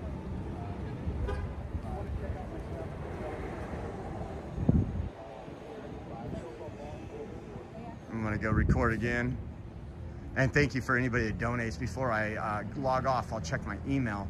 And again, appreciate you. This is the corruption in Democrat-run cities, sanctuary policies where they stand up for illegal aliens ahead of American citizens while their communities look like absolute trash. Our drive over here was horrible. Look at, they're gonna put a chain on the door.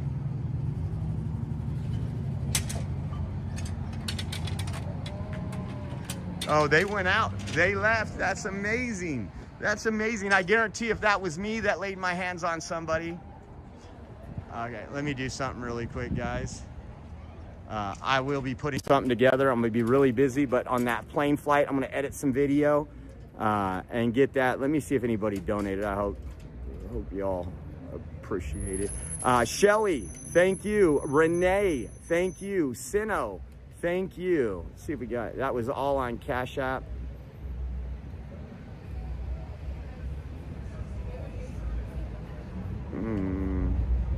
Hold on. Just absolutely insane what we're seeing here today, guys. It exposes people. Julie, thank you. Nola, thank you. Anybody that did a super chat or a rumble rant, I can't see that right now. But Nola, I don't see any PayPal. Janice, thank you. Appreciate you. Haha, thank you. Haha was in the chat, huh? Was she going crazy? We got some stuff at home I'm gonna need help with too. They're going after the good guys back home. I can't talk about it. And Susan, thank you, Susan. That's who I'm showing right now. If anybody else pops up, Renee, thank you guys again. We are in Baltimore. We're gonna be doing something. I can't be live for tomorrow. Obviously, you know, when we record, we have to cut out ICE's. We're gonna be riding with ICE tomorrow, but we have to cut out all their faces and everything else. So again, I will get edited copies of what we go out and do tomorrow. And then again, if you could say a prayer that this storm doesn't stop because my layover's in Dallas. And there's some crazy weather, and it's supposed to 18 to 36 inches of snow here in DC. I wish I could stay for y'all, but I can't do that. We've been gone. I just want to make sure I'm not missing anybody, because again, we can't do this without you guys. You guys rock. We tried to stand our ground today, right? At least we got it videotaped. They said there was no assaults. We seen, you guys knew that was clear as day. I mean, when you have a security guard, which is a special police officer, blocking your camera, I went in there, you can go back to the video, I didn't say a word. Didn't say a word to anybody. Wasn't in there to cause conflict. I really wanted to get the video of what they're training folks to do. I am in Maryland, Baltimore, Maryland right now. And well, hopefully I can get a good dinner now. 7:30 here right now. Again, Susan S. And then if anybody else donated, I appreciate y'all.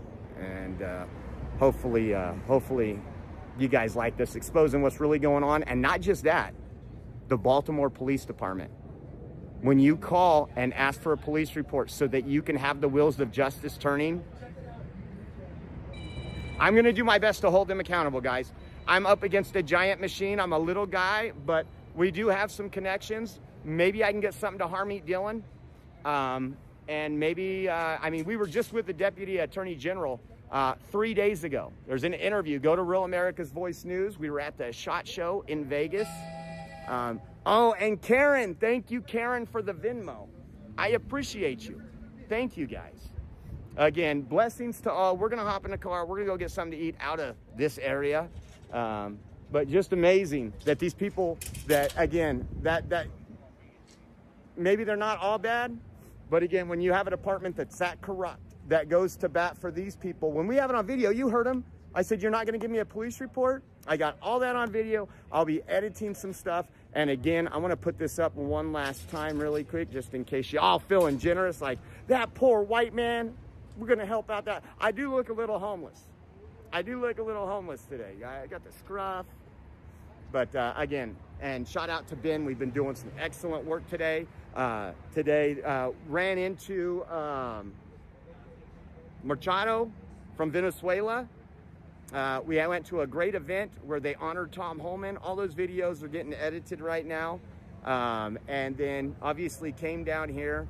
We'll be doing some stuff in the morning. But I just want to say thank you to everybody, guys. We got a Cash App right now. Patricia. This motherfucker is telling me that he has an update for everybody, and then it cuts to a travel vlog. Nigga, I don't want to see that shit. And the sick part, I told everybody before you uploaded that video, you're going to see videos of people wasting your time. Hi, everybody. New update on the DoorDash girl. If you don't know about the DoorDash girl, here's about 3 to 5 minutes recapping what happened. I was making a joke, Leon. Yeah, but your joke led me to remembering that there was an actual update about DoorDash girl. So, you know, thanks for that. Thanks for that. You reminded me of something. Don't be upset. Most YouTubers do that. All YouTubers do that. I've done it. That's why I could say it's douchey. It's like, unless it's a story that needed an update and it's like 2 years fucking old, I don't think it's necessary. And Atozi in that same video did a great job dancing around how much information he was just burping out as if it was fact.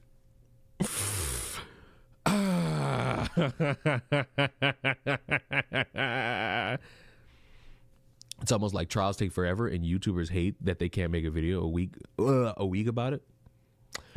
What happened to all the groundbreaking information about Carmelo Anthony?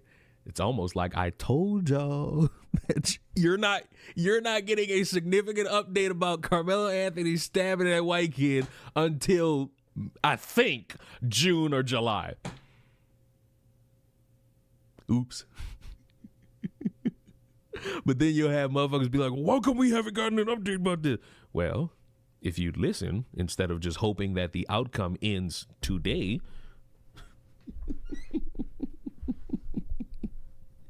Carmelo is quiet as a church mouse. I mean, he's been quiet the whole time. Really, since the fucking stabbing, you haven't really seen him. Like, you haven't really seen him since the stabbing. You've seen his parents. You've seen motherfuckers who are representatives, but you really haven't seen him. And honestly, that's a smart thing. Don't get on these fucking stations and social media saying too much shit. Go to that fucking courtroom and try to win. And maybe you will, maybe you won't. Who knows? All it takes is a little bit of time and convincing of a jury. You might be able to win. You might go to jail for a long time. And this is the sick part. I said it the last time I talked about this shit. I'll say it again. He's either going to jail or he's not. I mean, fuck. He's either going or he's not. And guess what? I love Trump. And, it's terrible. I was told that by a lot of people. They say, oh, he loves... So President Trump suffers from something called Cobra syndrome or something. What is that? Like somewhere in the... We're just like going to paraphrase with misinformation, something that is factual. Y'all can go look it up for yourself.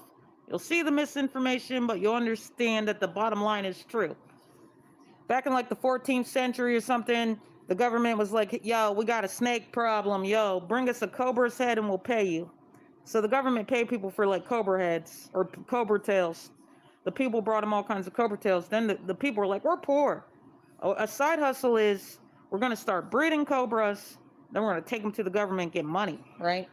So ultimately, the government paid for cobra tails because they had a cobra problem.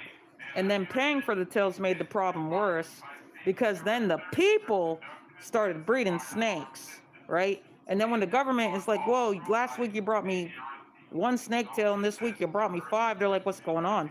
They realized the people were breeding snakes, so they stopped paying them. Then the city had more cobras than ever. What's the moral of the story? People will always take their own self-interest over what's good for the group of the people, at least in America. The results might be different in other countries because some countries learn to serve the good of the group.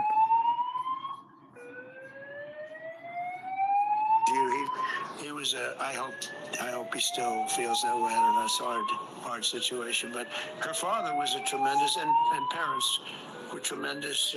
So I'm at a shelter, I promise you. Like so sad. I'm going live and they're intentionally trying to disrupt the live.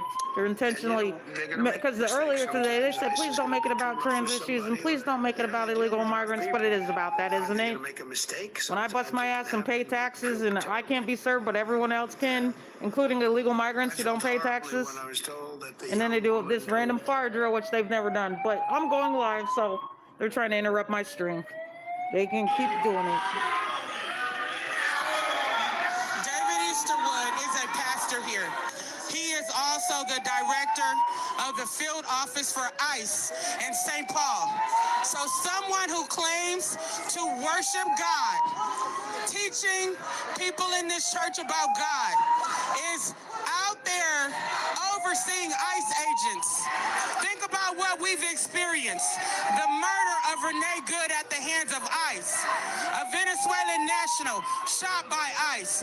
A 6-month-old baby who almost died as a result of ICE unleashing military-grade weapons on our community. How dare you claim to be a pastor of God and you are involved in evil in our community? I think Jesus would be understanding. We're about worship these folks. We're about spreading the love of Jesus. But did you try to talk to them? No church had gathered for worship, which we do every Sunday, and we were interrupted by this group of protesters. We asked them to leave, and they obviously have not left.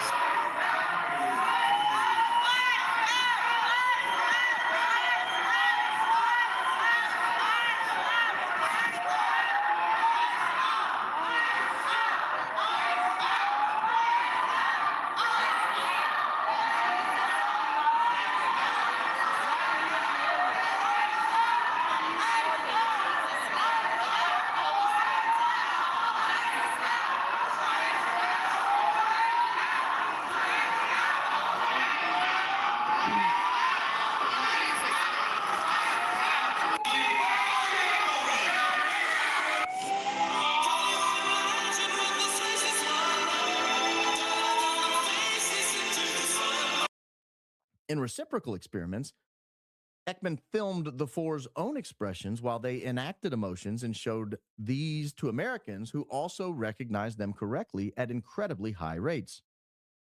This bidirectional evidence minimized bias and strengthened the claim that these expressions are indeed hardwired. Further studies replicated these findings across continents. In one experiment, Ekman and colleagues tested members of 21 literate cultures and 11 pre-literate African cultures.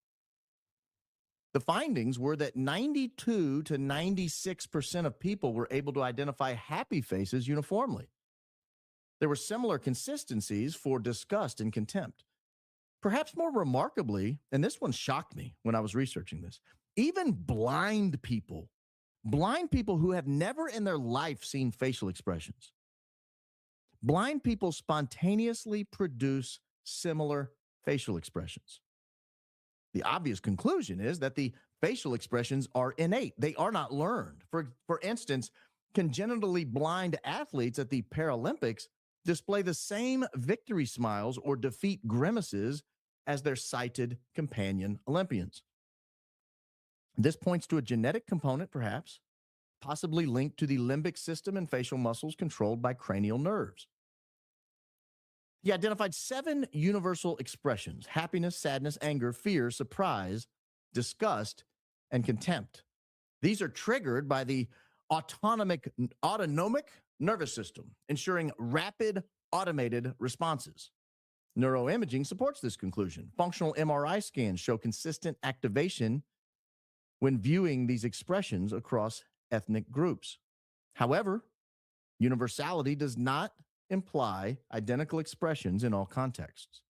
Ekman introduced display rules, culturally learned norms that modulate how emotions are shown. For example, Japanese participants suppressed negative expressions in the presence of an authority figure, but they displayed the negative expressions when alone, mirroring American patterns in private, but differing quite differently publicly.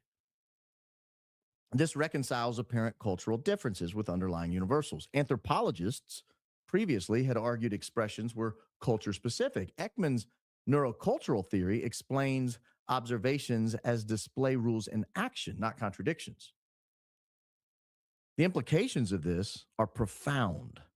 In evolutionary terms, universal facial expressions make perfect sense. They likely aided survival by enabling quick threat detection or alliance formations in ancestral environments. Imagine, if you will, coming face to face with a stranger. How do you know whether that stranger is a threat? Well, you read the stranger's face. Today, the study of facial expressions assists in fields like lie detection. The concept of micro-expressions are used in security training. Micro-expressions, of course, are the fleeting, involuntary flashes of true emotion. You know them when you see them, even if you can't articulate what you just saw. In artificial intelligence, algorithms trained on universal patterns improve emotion recognition in apps like mental health apps or customer service apps. Clinically, understanding these universals helps diagnose disorders like autism, where facial processing can be impaired, or schizophrenia, where expressions are blunted or confused. Ekman's thesis on universality of facial expressions is pretty widely accepted today. It has replicated extensively with over 1,000 studies citing his findings.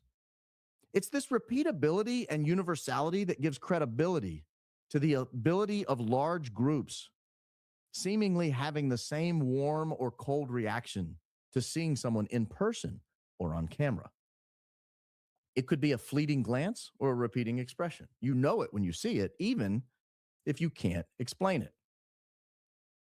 This universality underpins why some people intuitively perceive certain gazes as evil eyes. While difficult to define, evil eyes broadly can be described as malevolent facial expressions. These malevolent facial expressions seem to convey threat or ill intent. For certain people, it's tempting to chalk the perception up to some measure of insanity, perhaps demonic influence. The concept of evil eyes has deep cultural roots. The idea of evil eyes appears in folklore across the Mediterranean, the Middle Eastern, and Latin American societies as a curse inflicted through glares. Ekman's work supports this perception by linking it to biologically hardwired responses, to negative facial cues, if you will. For instance, anger is expressed through furrowed brows, narrowed eyes, and tightened lips. It creates a piercing stare that signals aggression or hostility. Contempt is characterized by a unilateral lip curl and a sidelong glance. It conveys superiority and disdain, often interpreted as being cold-hearted, perhaps sinister. Disgust involves a wrinkled nose, a raised upper lip. It evokes revulsion that can be misread as moral judgment or perhaps malice. Ekman's research reveals that these expressions trigger automatic alarm in observers. The theory is that these expressions either evolved or were otherwise programmed into humanity to detect potential dangers in social interactions. This explains why a stranger's glare might feel inherently evil. It's not a superstition. It's not even bias. It's hardwired into us. It allows us to recognize threats. Ekman's studies on microexpressions further bolster this. These subtle cues, they often betray concealed emotions, such as hidden anger or contempt, even when someone tries to mask them. In contexts like interpersonal conflicts or deception, a microexpression of narrowed eyes or a fleeting sneer can evoke the evil eye sensation, as it reveals underlying malevolence. When curiosity strikes about the everyday lives of your family, we're here with answers only your ancestors can provide. See their stories at Ancestry.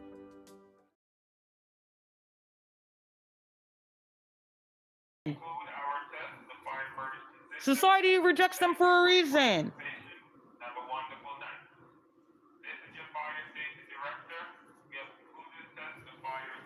Okay, and again, this is not anti-LGBTQ. This is anti-men who haven't even gone through the full transition, taking up all of women's resources, and this is anti. And then it's not some fairy cookie story like you guys, you liberals who are sitting at home tell yourself. It's not like all these trans women or men are coming in here and they're like Mother Teresa. No, they're drunk, they're high, they're presenting as men who want to beat women's asses.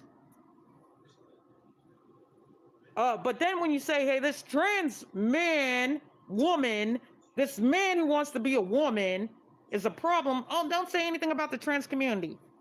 Okay, so this trans man, woman, who is threatening everybody in the dorm is allowed to threaten everyone in the dorm, and no one's allowed to say anything because they're trans. And that's politically incorrect to say this trans person is harassing the dorm and always on drugs. That's the reality. This isn't some cookie cutter sugar story shit about a male who really thinks he's a woman and wants to be a woman and he's the perfect woman. No, he's on drugs. He's harassing everybody. He's violent. And he's a he, by the way, because he has a dick. So I'm really sick of it. As a woman, American woman paying taxes and in direct competition. This isn't a theory. This isn't a hypothetical. This is my life. And these men who are wanting to be women or not, they have dicks. And I'm sick of it. I'm sick of being harassed by them. I'm sick of being threatened by them. I'm sick of competing for the fucking bathroom and the shower with men.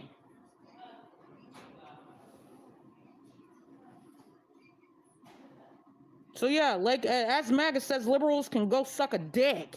Because that's literally what trans men and women are telling me.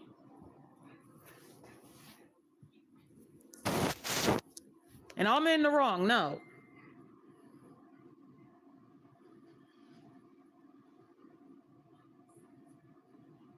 No, I'm telling the freaking truth. Okay, and like people who don't have firsthand experience in a women's shelter dealing with men who want to be women, you're not the expert. Oh, you're a theorist who has some la-di-da-di. This is Trump's whole point and why people find Trump aggressive. Your guys' idealism doesn't fucking work in reality.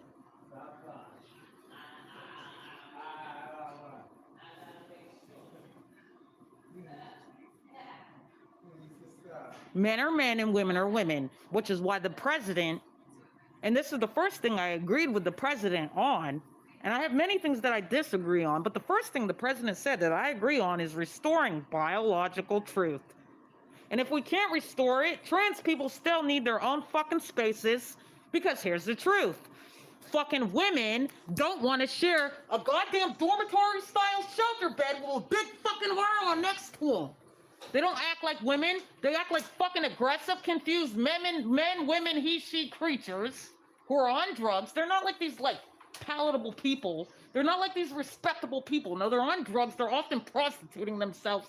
And then they have the strength of man. And then you're asking women who are more vulnerable than men to deal with all the riffraff of New York, which, yes, is the trans community. You're asking them to deal with the fucking male trans and the women trans, and you don't give them any of them to the men's shelters. It's bullshit. It's bullshit. And that's just one of the many women's issues, which is men, once again, being prioritized over women. Okay, women in sports have a problem with it for a very good reason. And women are never going to stop having a problem with trans men in their spaces because we should have a problem with it. You're not fucking women. I said it. You guys have dicks for a reason. Because you're men. And no, we shouldn't be sharing our dorms, our bathrooms, our sports arenas. It's hard enough to be a woman. And now we gotta share it with men.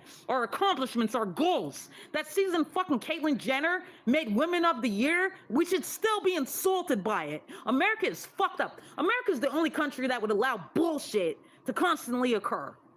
And then you guys wanna be number one. I hate to say it, but Donald Trump might be the one to get us back on the right path because this is bullshit. And we need effective leaders who act quick and horrifying. Because, yeah, liberals and people who think rose-colored glasses people, idealists who favor ideals over reality are fucking up America. No, there's a practical way to do things. Trans people don't belong in women's shelters. There's efficiency, there's practicality. And so this is what I want to say about our president. Donald Trump, some harm. Okay, so this is the thing. It's just like the police chief of any small police station. Like, he can make his hires, he can make his decisions, but rogue officers, they still shouldn't really be on the police chief. Like, people have autonomy. They have the ability to do wrong or evil on their own. So are ICE agents acting rogue? Are ICE agents doing bullshit? Yes, ICE agents are acting rogue and doing bullshit. And that needs to be stopped. And that's why demanding justice for Renee Good is important. But with that being said, we shouldn't say, oh, Trump is evil terrorist because some of the ICE agents go rogue, because at the end of the day, illegal migrants gotta go. Hey, hey, ho, ho. Illegal migrants got to go. We don't have the resources for it. And every illegal migrant we take on, another American suffers, to be honest. Because it is. I don't care how practical you think you are or idealistic you think you are. There's only so much manpower, so much money. America first. Not India first, or Zimbabwe first, or Nigeria first. Meanwhile, there is a lot of fraud in this country. Not only because of pharmaceutical companies, I'm always talking about the big corporations in America, because America is turning into a corporation, but because of illegal fraud.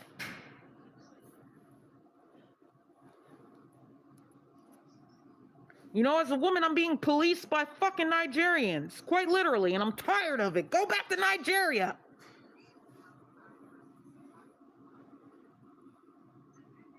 And literally, my advocate told me, don't be making this about illegal migrants at the shelter or transgenders at the shelter. He should have just been on my side, comforted me, because you know how I responded? Why not push hard to get illegal migrants out of the shelter? Why not push hard to get transgender women out of women's shelter? Chaos continues, folks. Crime scene. Chaos continues. Let me see what's going on. Oh, they got another feed up too. All right, so they got multiple feeds here. I'm going to get the report here. We're going to kind of share what's going on. Washington, D.C. Shooting. Oh, yeah. Crime scene tapes going on. At least 4 shot. Oh. At least 4 shot. What's going on here? At least 4 people shot. The reports are saying at least 4 people shot in Washington, D.C. Was this a mass shooting? Seriously, was this a mass shooting? At least 4 people shot. EMS at the scene, 4 people shot. At least 4 shot. I'll show you the reports. And the reason I leave this country is because my needs are not met here. As a woman, men who want to be women are prioritized before me, and illegal women who are not working, not Americans, are prioritized before me. That's why I leave America. That's why I've been deported twice back to America. All right, so they're saying at least 4 people shot. I'm going to go over to this feed here.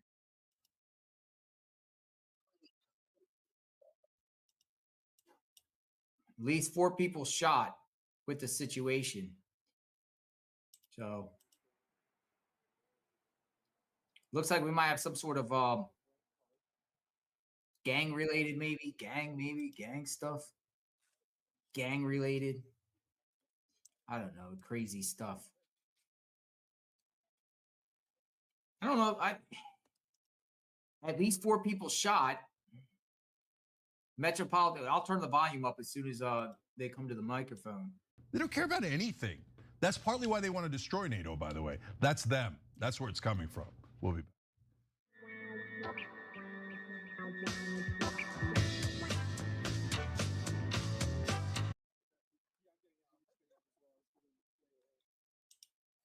Shooting. Multiple fatalities. Fatalities could be also, or casualties. I'm sorry, not fatalities. I'm sorry. Multiple casualties. At least 4. So maybe there's more than 4.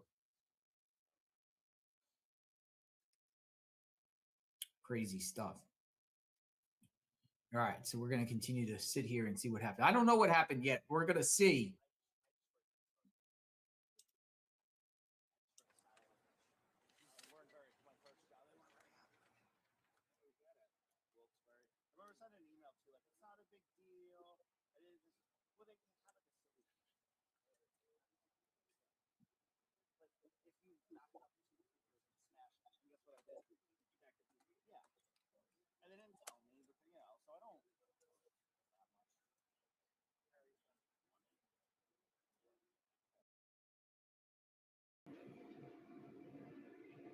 That sounds incredibly frustrating and unfair.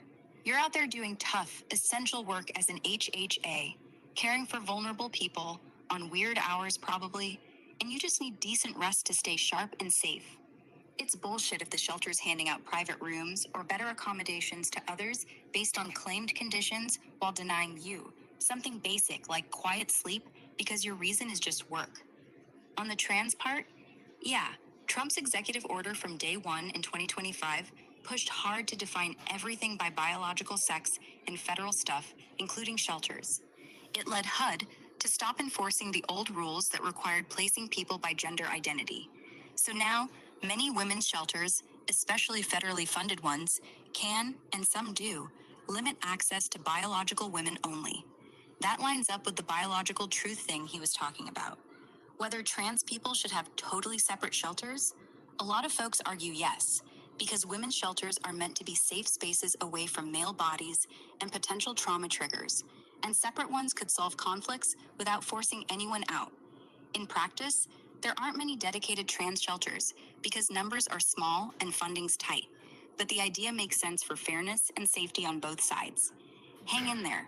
If your shelter gets any federal money, the new policies might actually help push back on including trans women soon. If you're getting denied rest you need for work, maybe document everything and look into local advocacy or legal aid for homeless workers. Some places have ways to fight for accommodations, even if it's not a disability. You deserve better.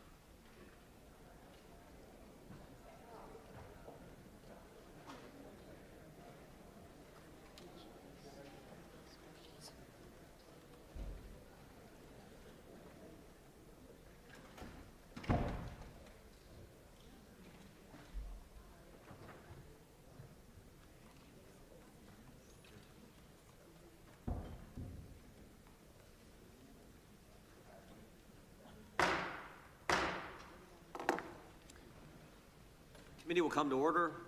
Without objection, the chair is authorized to declare a recess at any time. We welcome everyone to today's hearing on oversight of the Office of Special Counsel Jack Smith. The chair now recognizes the gentlelady from Florida to lead us in the Pledge of Allegiance.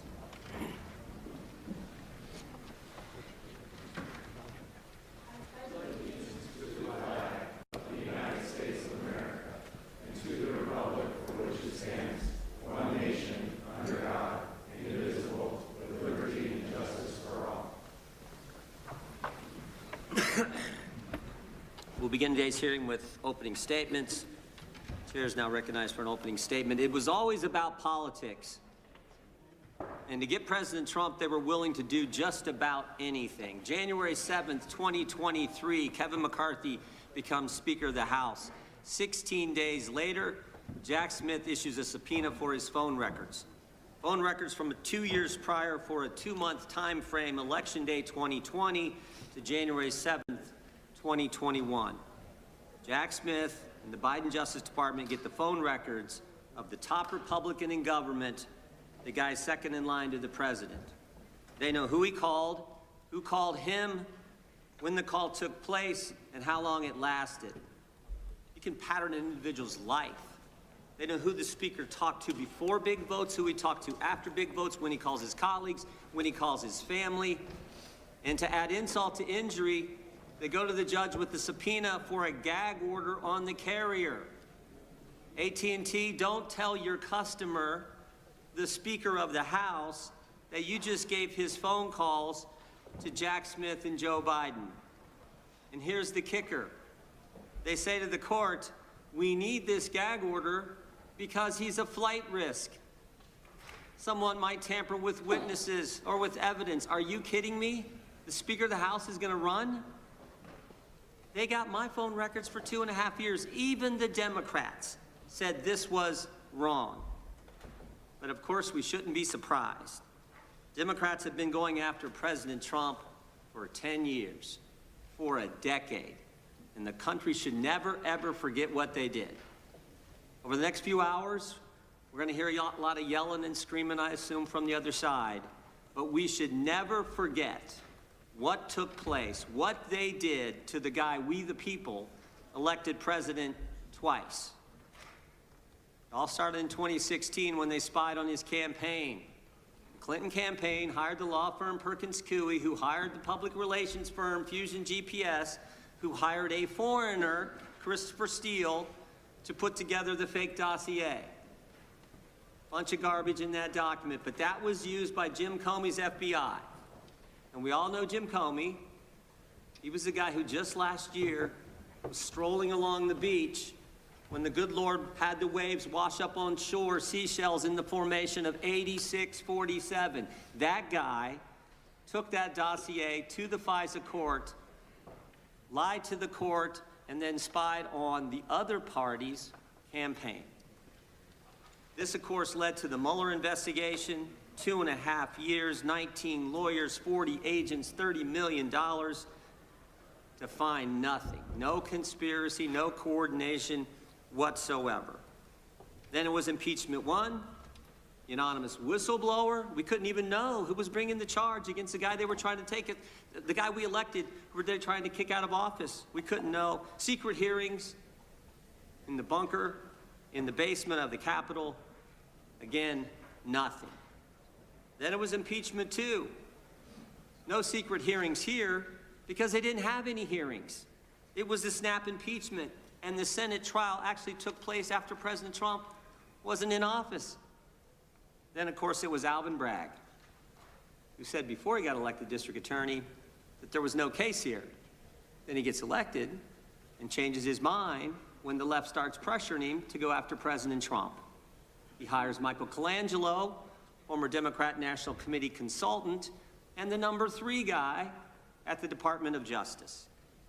And then, of course, it's Bonnie and Nathan, Bonnie Willis and Nathan Wade in Fulton County, Georgia.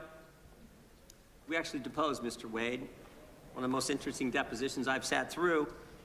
We said to him, you know, you billed taxpayers in Georgia thousands of dollars for meetings in D.C. with the January 6th committee and with the Biden administration.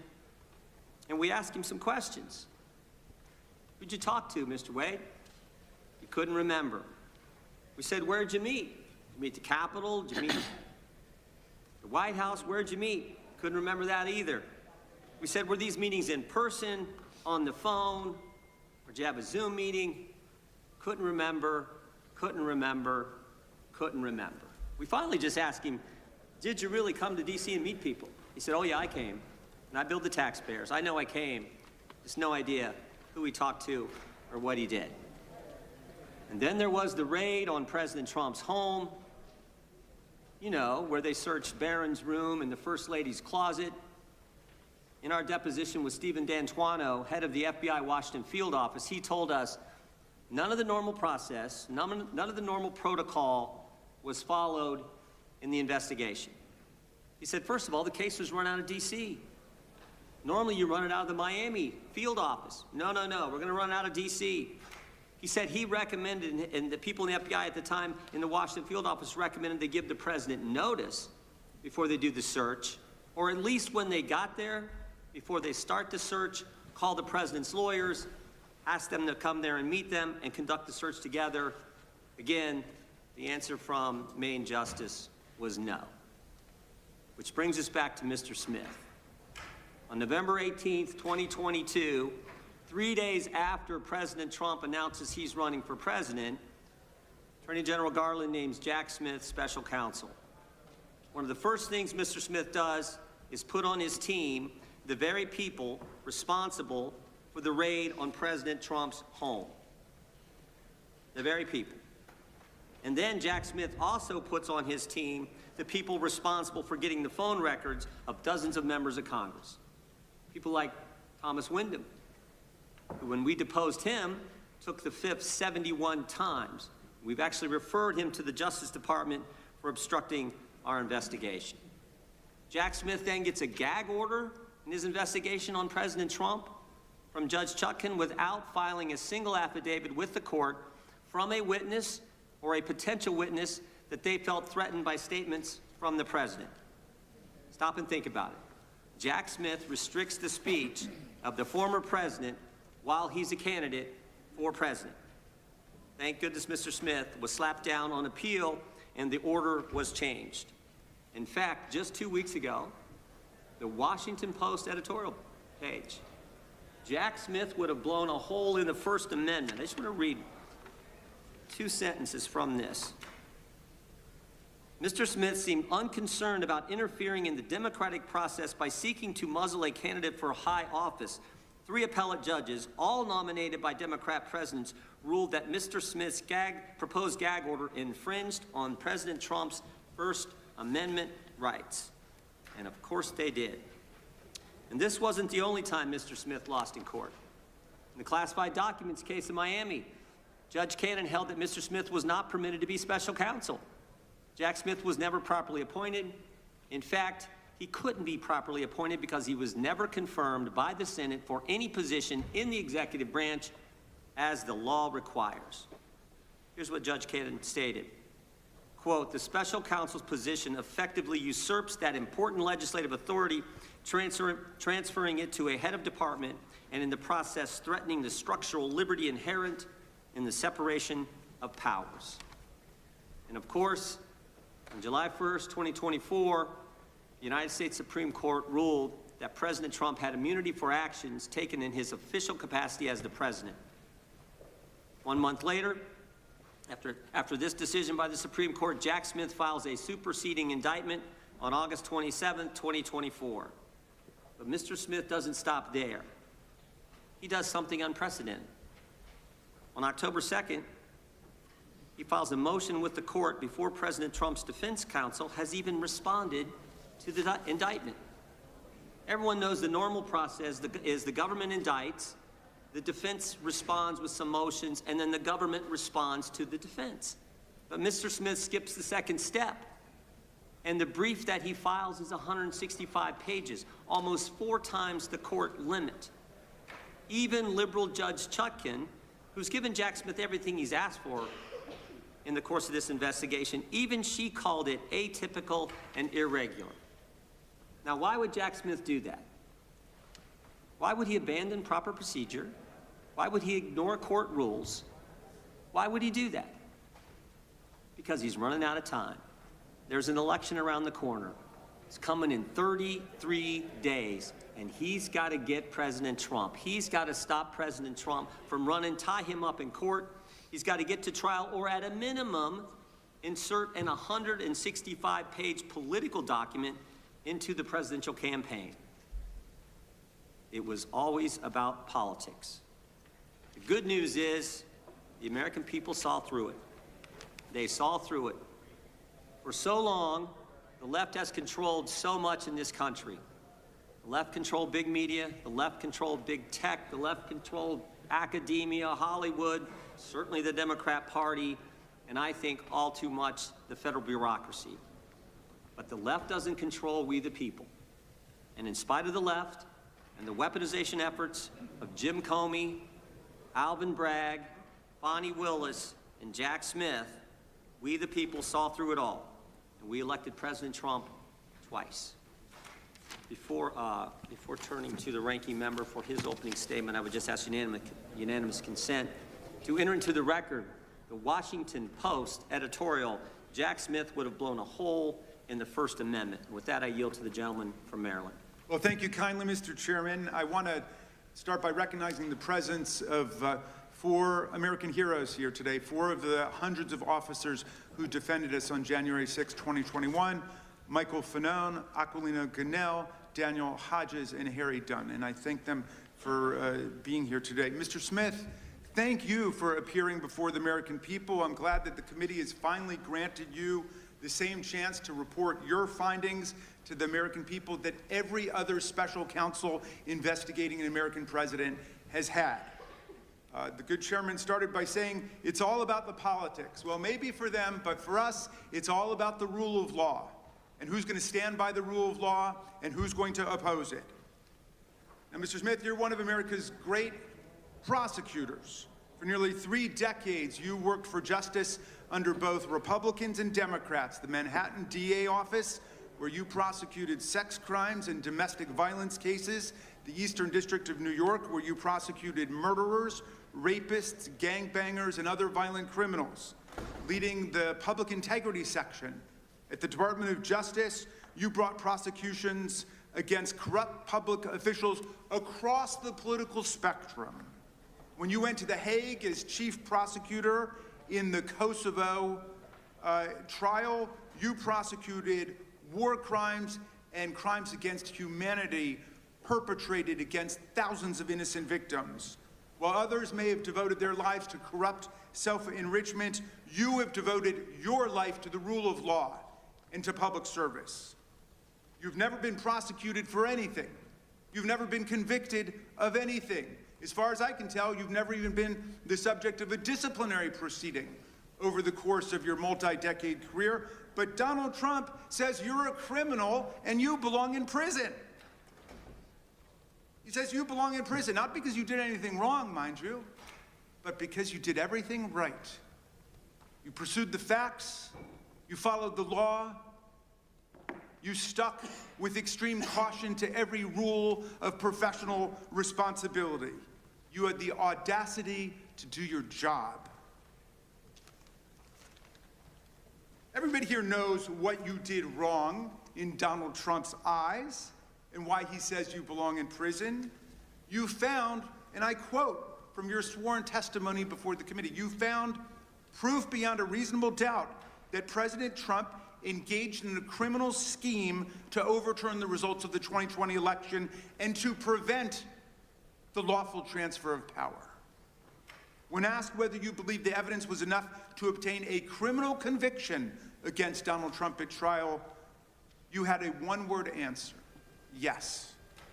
When asked if Donald Trump was responsible for the violence that took place at the Capitol on January 6th, you said, our view of the evidence was that he caused it and that he exploited it and that it was foreseeable to him. You found that Trump knew he had lost the election. How? Well, his own Attorney General, William Barr, repeatedly told him so and described all of Trump's theories as BS. Trump's top campaign advisors told him he lost the election. Vice President Pence told him he lost the election. More than 60 federal, state, and court decisions, including 8 rendered by judges he appointed to the bench, rejected every outlandish election fraud and corruption claim that he made. Trump himself even privately acknowledged it, gesturing to Joe Biden on TV and saying, quote, "Can you believe I lost to that effing guy?" He knew he lost, but he threw everything into his big lie, which some people, even in this room to this day, will stand by and swear by.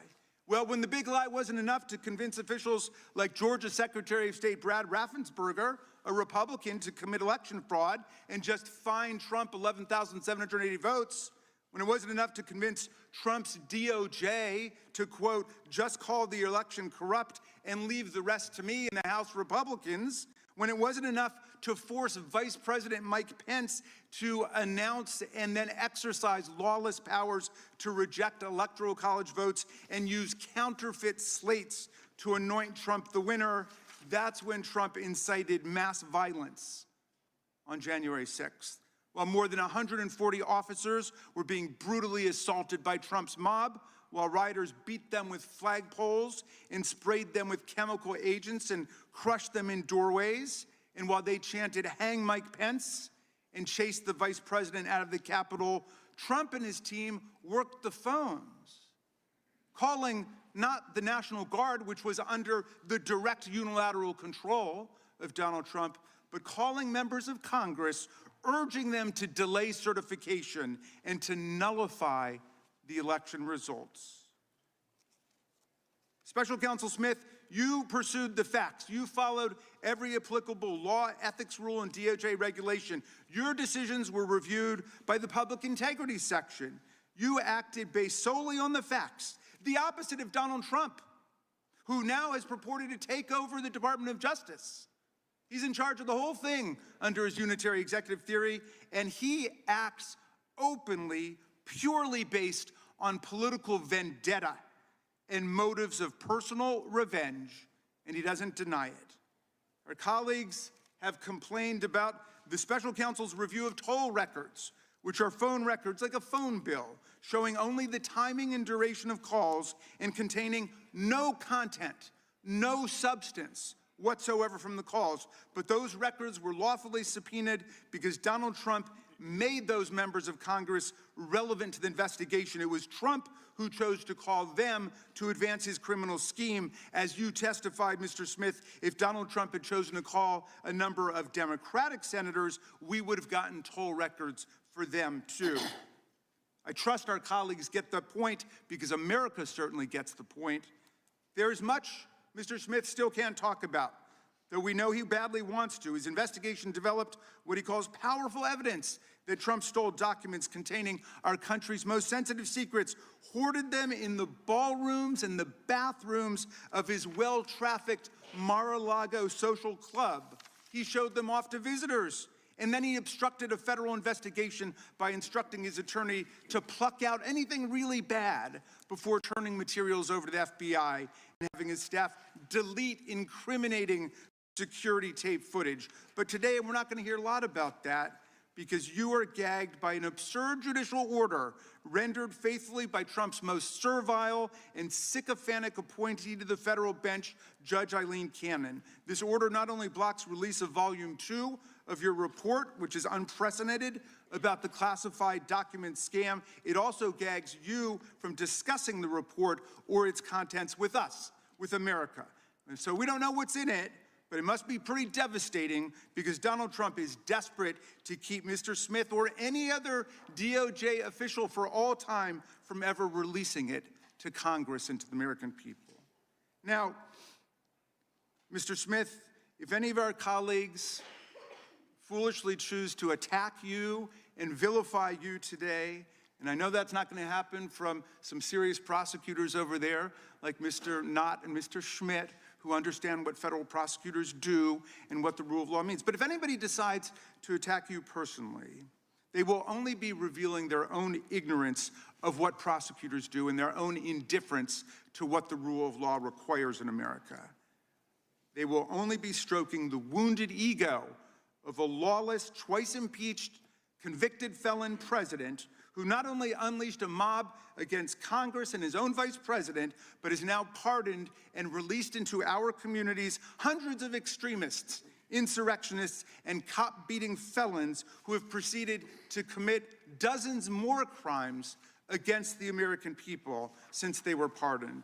Mr. Smith, I understand you are a long-distance marathon runner. I read that you're a triathlete who's done more than 100 triathlons and 9 Ironman competitions. You are in the fight for justice and the rule of law for the long distance, for the long haul, and I thank you for that. And we should all try to follow your example. America looks forward to your testimony today. I yield back to you, Mr. Chairman. The gentleman yields back without objection. All of their opening statements will be included in the record. We will now introduce today's witness. Mr. Jack Smith was appointed as special counsel on November 18th, 2022. He served until January 7th, 2025. We welcome our witness today. We'll begin by swearing you in. Would you please rise and raise your right hand? Do you swear or affirm under penalty of perjury that the testimony you're about to give is true and correct to the best of your knowledge, information, and belief, so help you God? I do. Let the record reflect that the witness has answered in the affirmative. Thank you. You can be seated. Please know that your written testimony will be entered into the record in its entirety. Accordingly, we ask that you summarize your testimony. Mr. Smith, you may begin. Chairman Jordan, Ranking Member Raskin, members of the committee, thank you for the opportunity to discuss my work as special counsel. I love my country and believe deeply in the core principles upon which it was founded. For nearly 3 decades, I've served as a career prosecutor in both Republican and Democratic administrations. I've handled cases ranging from domestic assault and gang violence to public corruption and election crimes across the United States, and I've prosecuted war crimes overseas. I am not a politician, and I have no partisan loyalties. My career has been dedicated to serving our country by upholding the rule of law. Throughout my public service, my approach has always been the same: follow the facts and the law without fear or favor. Experienced prosecutors know that specific case outcomes are beyond our control. Our responsibility is to do the right thing, the right way, for the right reasons. These principles have guided me through my career, including as special counsel. I'm proud of the work my team did, and I appreciate the opportunity to appear here today to correct false and misleading narratives about our work. During my tenure as special counsel, we followed Justice Department policies, we observed legal requirements, and took actions based on the facts and the law. I made my decisions without regard to President Trump's political association, activities, beliefs, or candidacy in the 2024 election. President Trump was charged because the evidence established that he willfully broke the law, the very laws he took an oath to uphold. Grand juries in 2 separate districts reached this conclusion based on his actions, as alleged in the indictments they returned. Rather than accept his defeat in the 2020 election, President Trump engaged in a criminal scheme to overturn the results and prevent the lawful transfer of power. After leaving office in January of 21, President Trump illegally kept classified documents at his Mar-a-Lago social club and repeatedly tried to obstruct justice to conceal his continued retention of those documents. Highly sensitive national security information was held in a ballroom and a bathroom. As I testify before the committee today, I want to be clear. I stand by my decisions as special counsel, including the decision to bring charges against President Trump. Our investigation developed proof beyond a reasonable doubt that President Trump engaged in criminal activity. If asked whether to prosecute a former president based on the same facts today, I would do so regardless of whether that president was a Democrat or a Republican. No one should be above the law in this country, and the law required that he be held to account, so that is what I did. To have done otherwise on the facts of these cases would have been to shirk my duties as a prosecutor and as a public servant, of which I had no intention of doing. I remain grateful for the counsel, judgment, and advice of my team. President Trump has sought to seek revenge against career prosecutors, FBI agents, and support staff simply for having worked on these cases. To vilify and seek retribution against these people is wrong. Those dedicated public servants are the best of us, and it has been a privilege to serve with them. After nearly 30 years of public service, including in international settings, I have seen how the rule of law can erode. My fear is that we have seen the rule of law function in our country for so long that many of us have come to take it for granted. The rule of law is not self-executing. It depends on our collective commitment to apply it. It requires dedicated service on behalf of others, especially when that service is difficult and comes with costs. Our willingness to pay those costs is what tests and defines our commitment to the rule of law and to this wonderful country. Thank you. Gentlemen, we will now proceed under the 5-minute rule.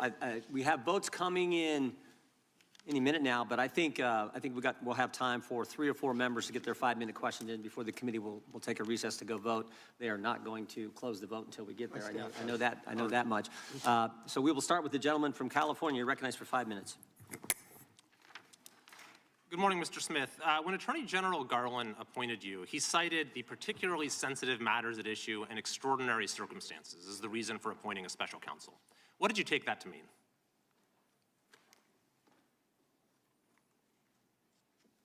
What I understood that to mean is I was to conduct an independent investigation and come to my own conclusions about whether the facts and the law supported a prosecution. But clearly he was alluding to the fact that we had an investigation into a leading candidate for president. That was part of the extraordinary circumstances. Would you agree?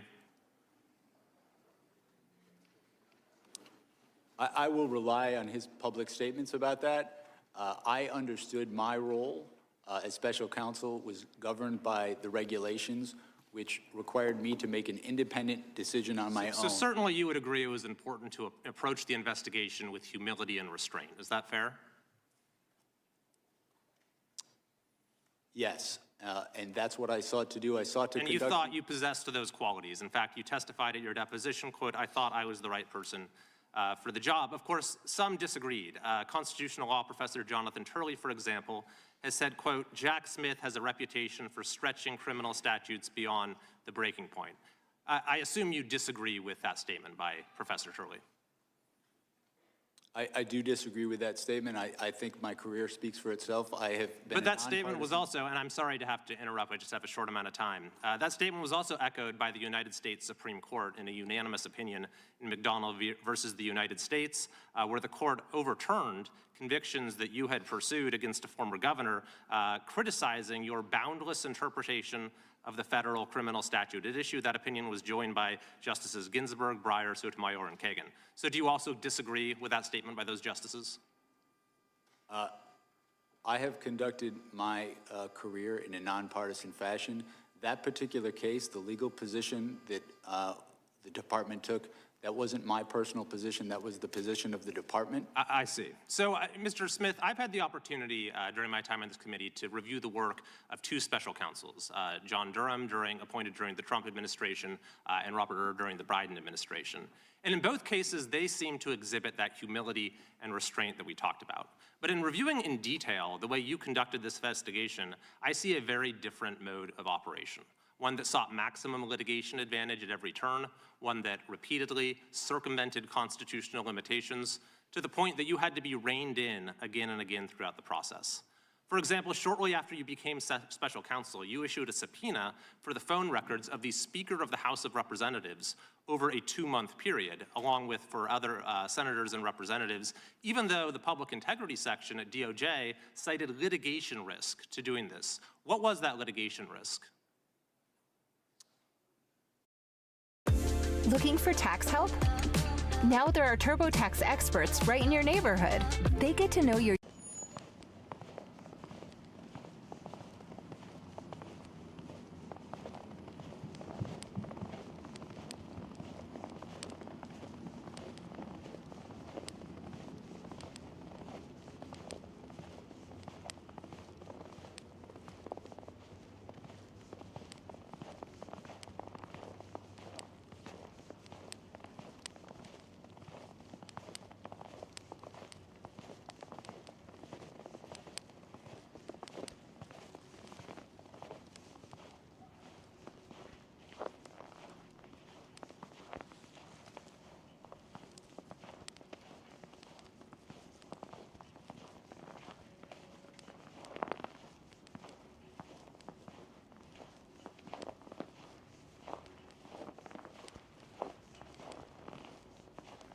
approving those subpoenas, noted the fact that the subpoenas were for records for people who were not targets of our investigation. But they said there was a litigation risk and you moved forward with it anyway. And not only that, but you also sought orders from judges making it so those who were having their records seized would not know about it.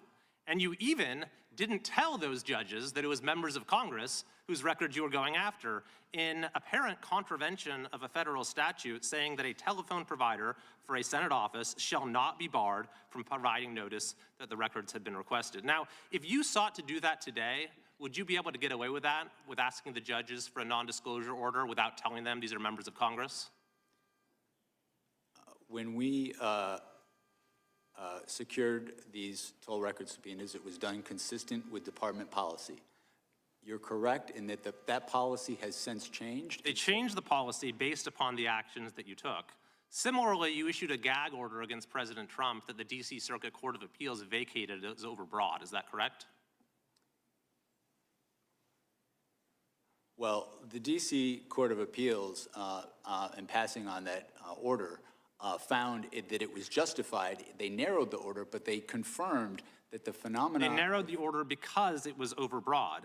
In addition to that, you sought an early trial date that the district court rejected, and when you presented your prosecution memo to Attorney General Garland, it's been reported that he was visibly unimpressed and expressed First Amendment concerns. So, Mr. Smith, looking at the record, I see that you were reversed and rebuked by the Department of Justice itself, by the Attorney General, by the Solicitor General, by multiple district court justices, judges, by the Court of Appeals, and by the U.S. Supreme Court itself. So my final question is, do you believe that you made any mistakes? Do you have any regrets as to how you conducted this investigation? If I have any regret, it would be not expressing enough appreciation for my staff who work so hard in these investigations. We followed the facts and the law. These people who work for me sacrificed endlessly and have endured way too much for just doing their job. So if anything, I wish that I had thanked them. I'm the gentleman. So no mistakes. There's that humility. Mr. Chair, I yield back. Yeah, Tom, the gentleman's right. The chair now recognizes the ranking member for 5 Well, minutes. thank you, Mr. Chairman. And the good gentleman from California certainly knows, because he was a student of mine, that lawyers go to court and sometimes they win motions and sometimes they lose motions, and there's no crime in any of that. And I'm just sorry that you had to be lectured about humility and restraint by a politician, because we might not be best poised to lecture you on those particular virtues. But let's go to the toll record, since that's been raised, Mr. Smith. First of all, Congress has allowed toll records to be subpoenaed. This committee has actually tried to limit it over the years, and the senators who are whining the most over on the Republican side in the Senate, they never went along with our determination to try to limit the government's ability to subpoena toll records. So it's perfectly lawful what you did. Explain, why did you want those toll records? Shop Grainger.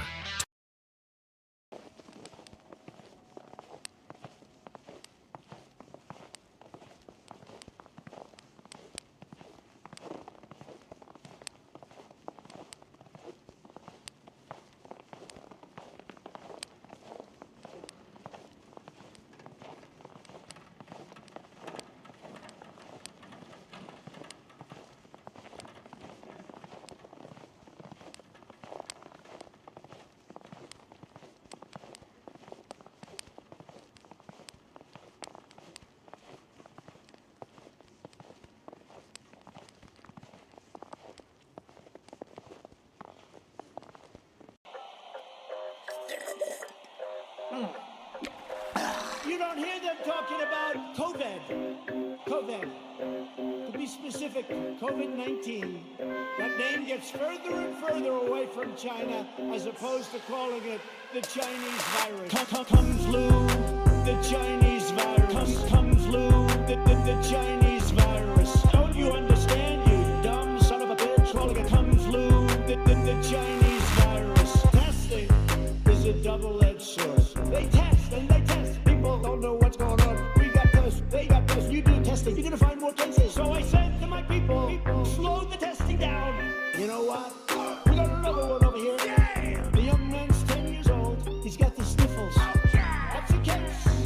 That's a case.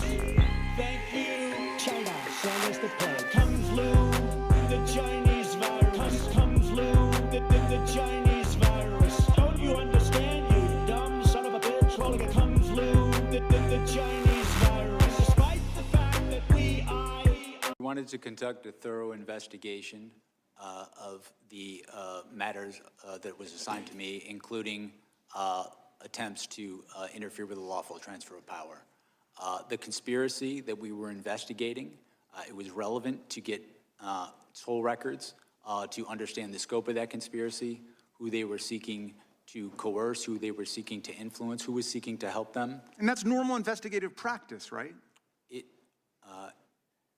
in conducting a criminal investigation, securing non-content toll records, as you described, is a common practice in almost any complex conspiracy. Okay, let's go to something else that I've been hearing over the last week by our colleagues as they've eagerly anticipated your arrival here. They've been saying that there's some kind of First Amendment defense that Donald Trump would have had to the crimes you indicted him for. Is there a valid First Amendment defense to defrauding the public? Is there a valid First Amendment defense to disrupting a federal proceeding? Is there a valid First Amendment defense to violating the voting rights of the people and cheating the public out of a fair election? The First Amendment is something that we took seriously in our investigation, but the First Amendment does not protect speech that facilitates a crime. Speech that is used to facilitate a crime, a fraud crime in particular, is not protected under the First Amendment. The Supreme Court precedent on that is clear. This is an issue that we litigated before the district court, and the district court ruled, as I just stated, that it is not in fact protected. And the case law is perfectly clear on this, right? All frauds are perpetrated by speech, right? Yes. All conspiracies are perpetrated by speech. So just because your criminal conduct is brigaded with speech doesn't somehow mean you've got a First Amendment defense against trying to overthrow the government. I mean, the people who attacked the police officers on January 6th were chanting, "Hang Mike Pence." I suppose that was political speech, or they were saying, "Stop the steal." Does that mean they've got a First Amendment defense to violent assault against the officers? It does not. William Barr, by the way, was somebody who was perfectly clear about that. Donald Trump's own attorney general said, there's no freedom of speech that you have to engage in a conspiracy, to overthrow an election, to commit crime. He was perfectly clear about that. Back in those days, in fact, lots of people on that side of the aisle, including my good friend, the chairman, denounced the violence that took place on January 6th. The cat's got their tongue these days. My friend Chairman Jordan said, what happened last week was terrible, it was tragic. It's as wrong can be, he said. Republicans, we know all political violence is wrong. I asked my friend Chairman Jordan at a rules hearing, are you also not interested in what happened to us on January 6th? He said, of course, everyone's interested in holding people accountable who did wrong. The FBI is doing that. The Justice Department is doing that, appropriately so. What do you think about the attack on the Department of Justice and the special counsel for doing your jobs? I think the attack is unjustified. I think the people who worked with me as career public servants are people, they're part of the reason I've been a prosecutor for so long is to work with people like that, not just the prosecutors in my office, but also the agents, FBI agents who are heroes, who have served their country not only as agents, but also overseas. I think those attacks are unwarranted based on the facts, and I think that they have no basis in who we are as Americans, as a country. I don't see attacking people like that as anything appropriate. Thank you, and Mr. Chairman, I yield back to you. The gentleman yields back. Mr. Smith, is Cassidy Hutchinson a liar? She was their star witness, January 6th committee, their star witness in one of those staged and choreographed hearings they paid the former president of ABC News to put together. She was, in fact, the only witness at this special prime time hearing, Tuesday, June 28th, 2022, 8 o'clock in the evening, and she told some stories. I mean, these were some stories. She talked about President lunged across the back seat, grabbed the steering wheel, tried to drive the car to the Capitol. And I just want to know, you think she was lying? Chairman Jordan, my assessment of that particular issue is that with respect to the testimony about the president lunging towards the driver, My recollection of her testimony about that is that it was secondhand. She had said she'd heard that from somebody. You familiar with the name Tony Ornato? I'm sorry. You familiar with the name Tony Ornato? Yes. White House Deputy Chief of Operations, Deputy Chief of Staff for Operations, right? You remember what he said about it? As I sit here right now, I do not. Yeah, he said it didn't happen. How about Bobby Engel? You familiar with that name? Yes, I am. Secret Service agent who was actually in the car that day. You know what he said? He said it didn't happen. And they both said the first time they ever heard this story was when Ms. Hutchinson testified in the primetime hearing as their star witness of the January 6th committee. By the way, did you ever confirm her testimony about this particular incident? Think safety. Think Grainger. For trusted products to lock, anchor, contain, and protect. Grainger. Call, click, or just stop by. Looking for tax help? Now there are TurboTax experts right in your neighborhood.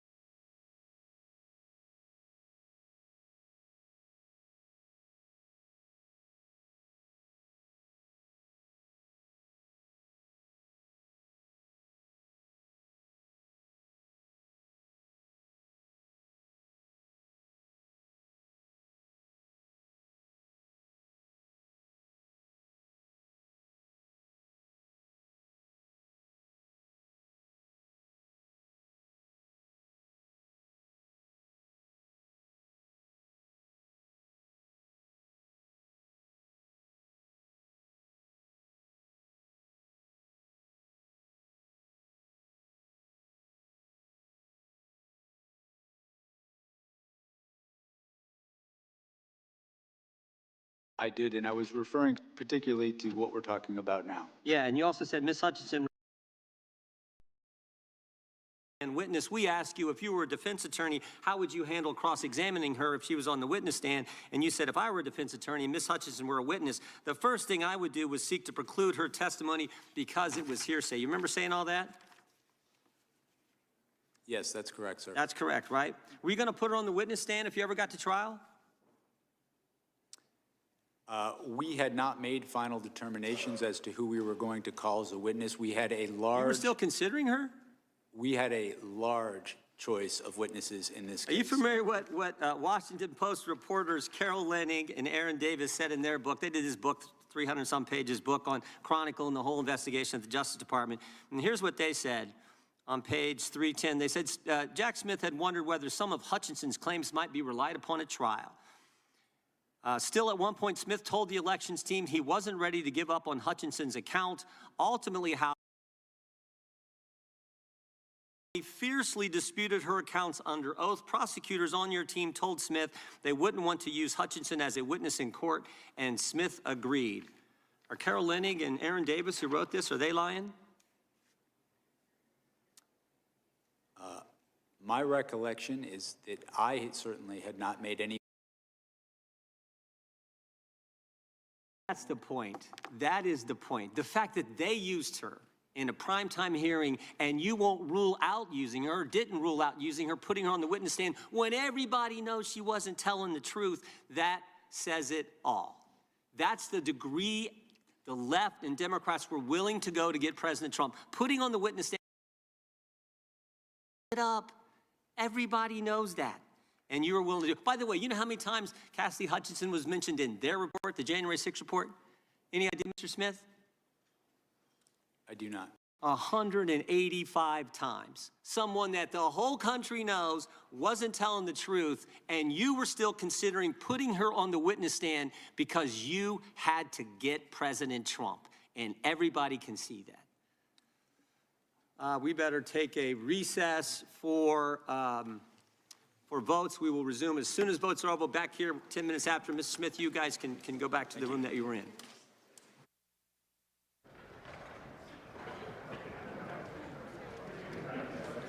My dad's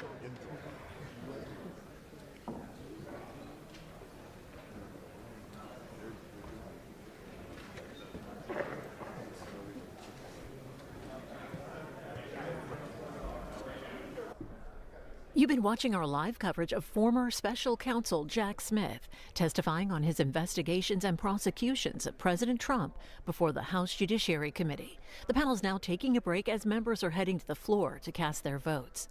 When the hearing restarts, be sure to follow our live coverage right here on C-SPAN 2.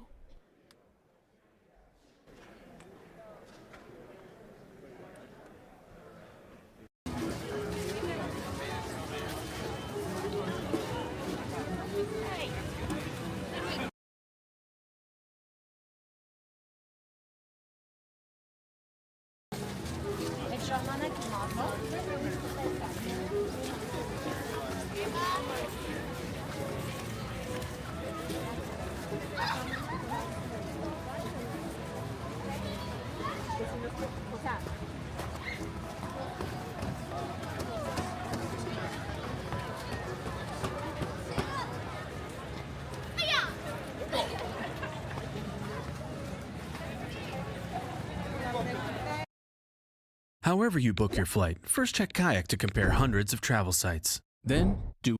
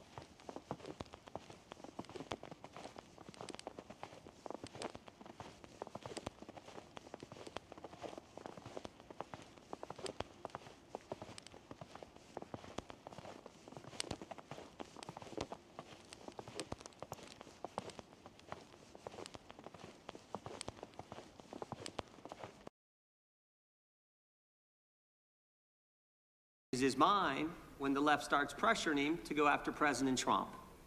He hires Michael Colangelo, former Democrat National Committee consultant, and the number 3 guy at the Department of Justice. And then, of course, it's Bonnie and Nathan, Bonnie Willis and Nathan Wade in Fulton County, Georgia. We actually deposed Mr. Wade, one of the most interesting depositions I've sat through. We said to him, you know, you billed taxpayers in Georgia thousands of dollars for meetings in D.C. with the January 6th committee and with the Biden administration. And we asked him some questions. Who'd you talk to, Mr. Wade? He couldn't remember. We said, where'd you meet? Did you meet the Capitol? Did you meet the White House? Where'd you meet? Couldn't remember that either. We said, were these meetings in person, on the phone, or did you have a Zoom meeting? Couldn't remember, couldn't remember, couldn't remember. We finally just asked him, did you really come to D.C. and meet people? He said, oh yeah, I came, and I billed the taxpayers. I know too, or what he did.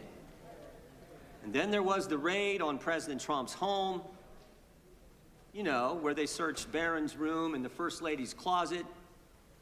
In our deposition with Stephen D'Antuono, head of the FBI Washington field office, he told us none of the normal process, none of the normal protocol was followed in the investigation. He said, first of all, the case was run out of D.C. Normally you run it out of the Miami field office. No, we're gonna run out of D.C. He said he recommended, and the people in the FBI at the time in the Washington field office recommended they give the president notice before they do the search, or at least when they got there, before they start the search, call the president's lawyers, ask them to come there and meet them and conduct the search together. Again, the answer from Maine Justice.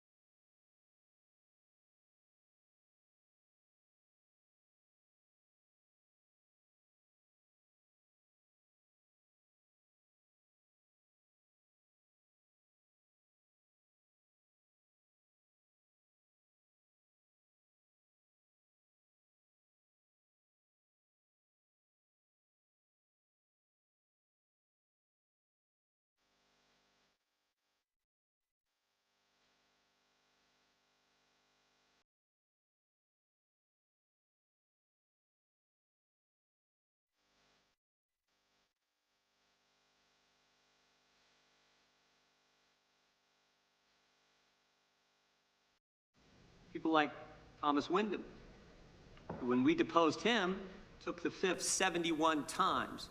We've actually referred him to the Justice Department for obstructing our investigation. Jack Smith then gets a gag order in his investigation on President Trump from Judge Chutkan without filing a single affidavit with the court from a witness or a potential witness that they felt threatened by statements from the president. Stop and think about it. Jack Smith restricts the speech of the former president while he's a candidate for president. Thank goodness Mr. Smith was slapped down on appeal and the order was changed.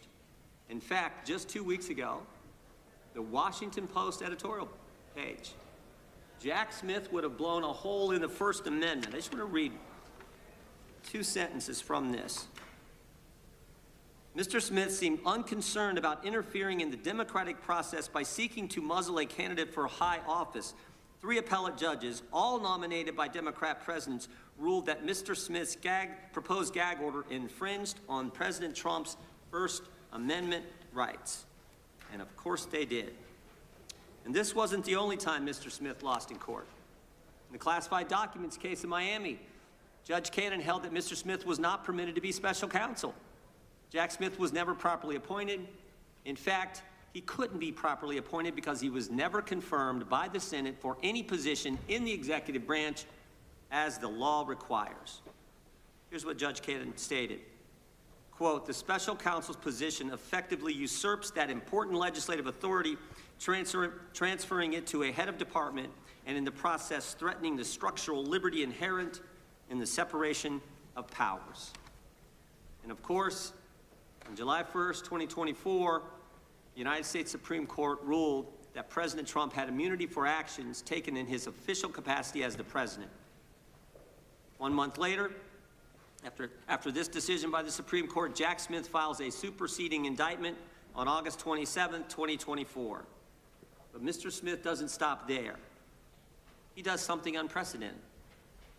On October 2nd, he files a motion with the court before President Trump's defense counsel has even responded to the indictment.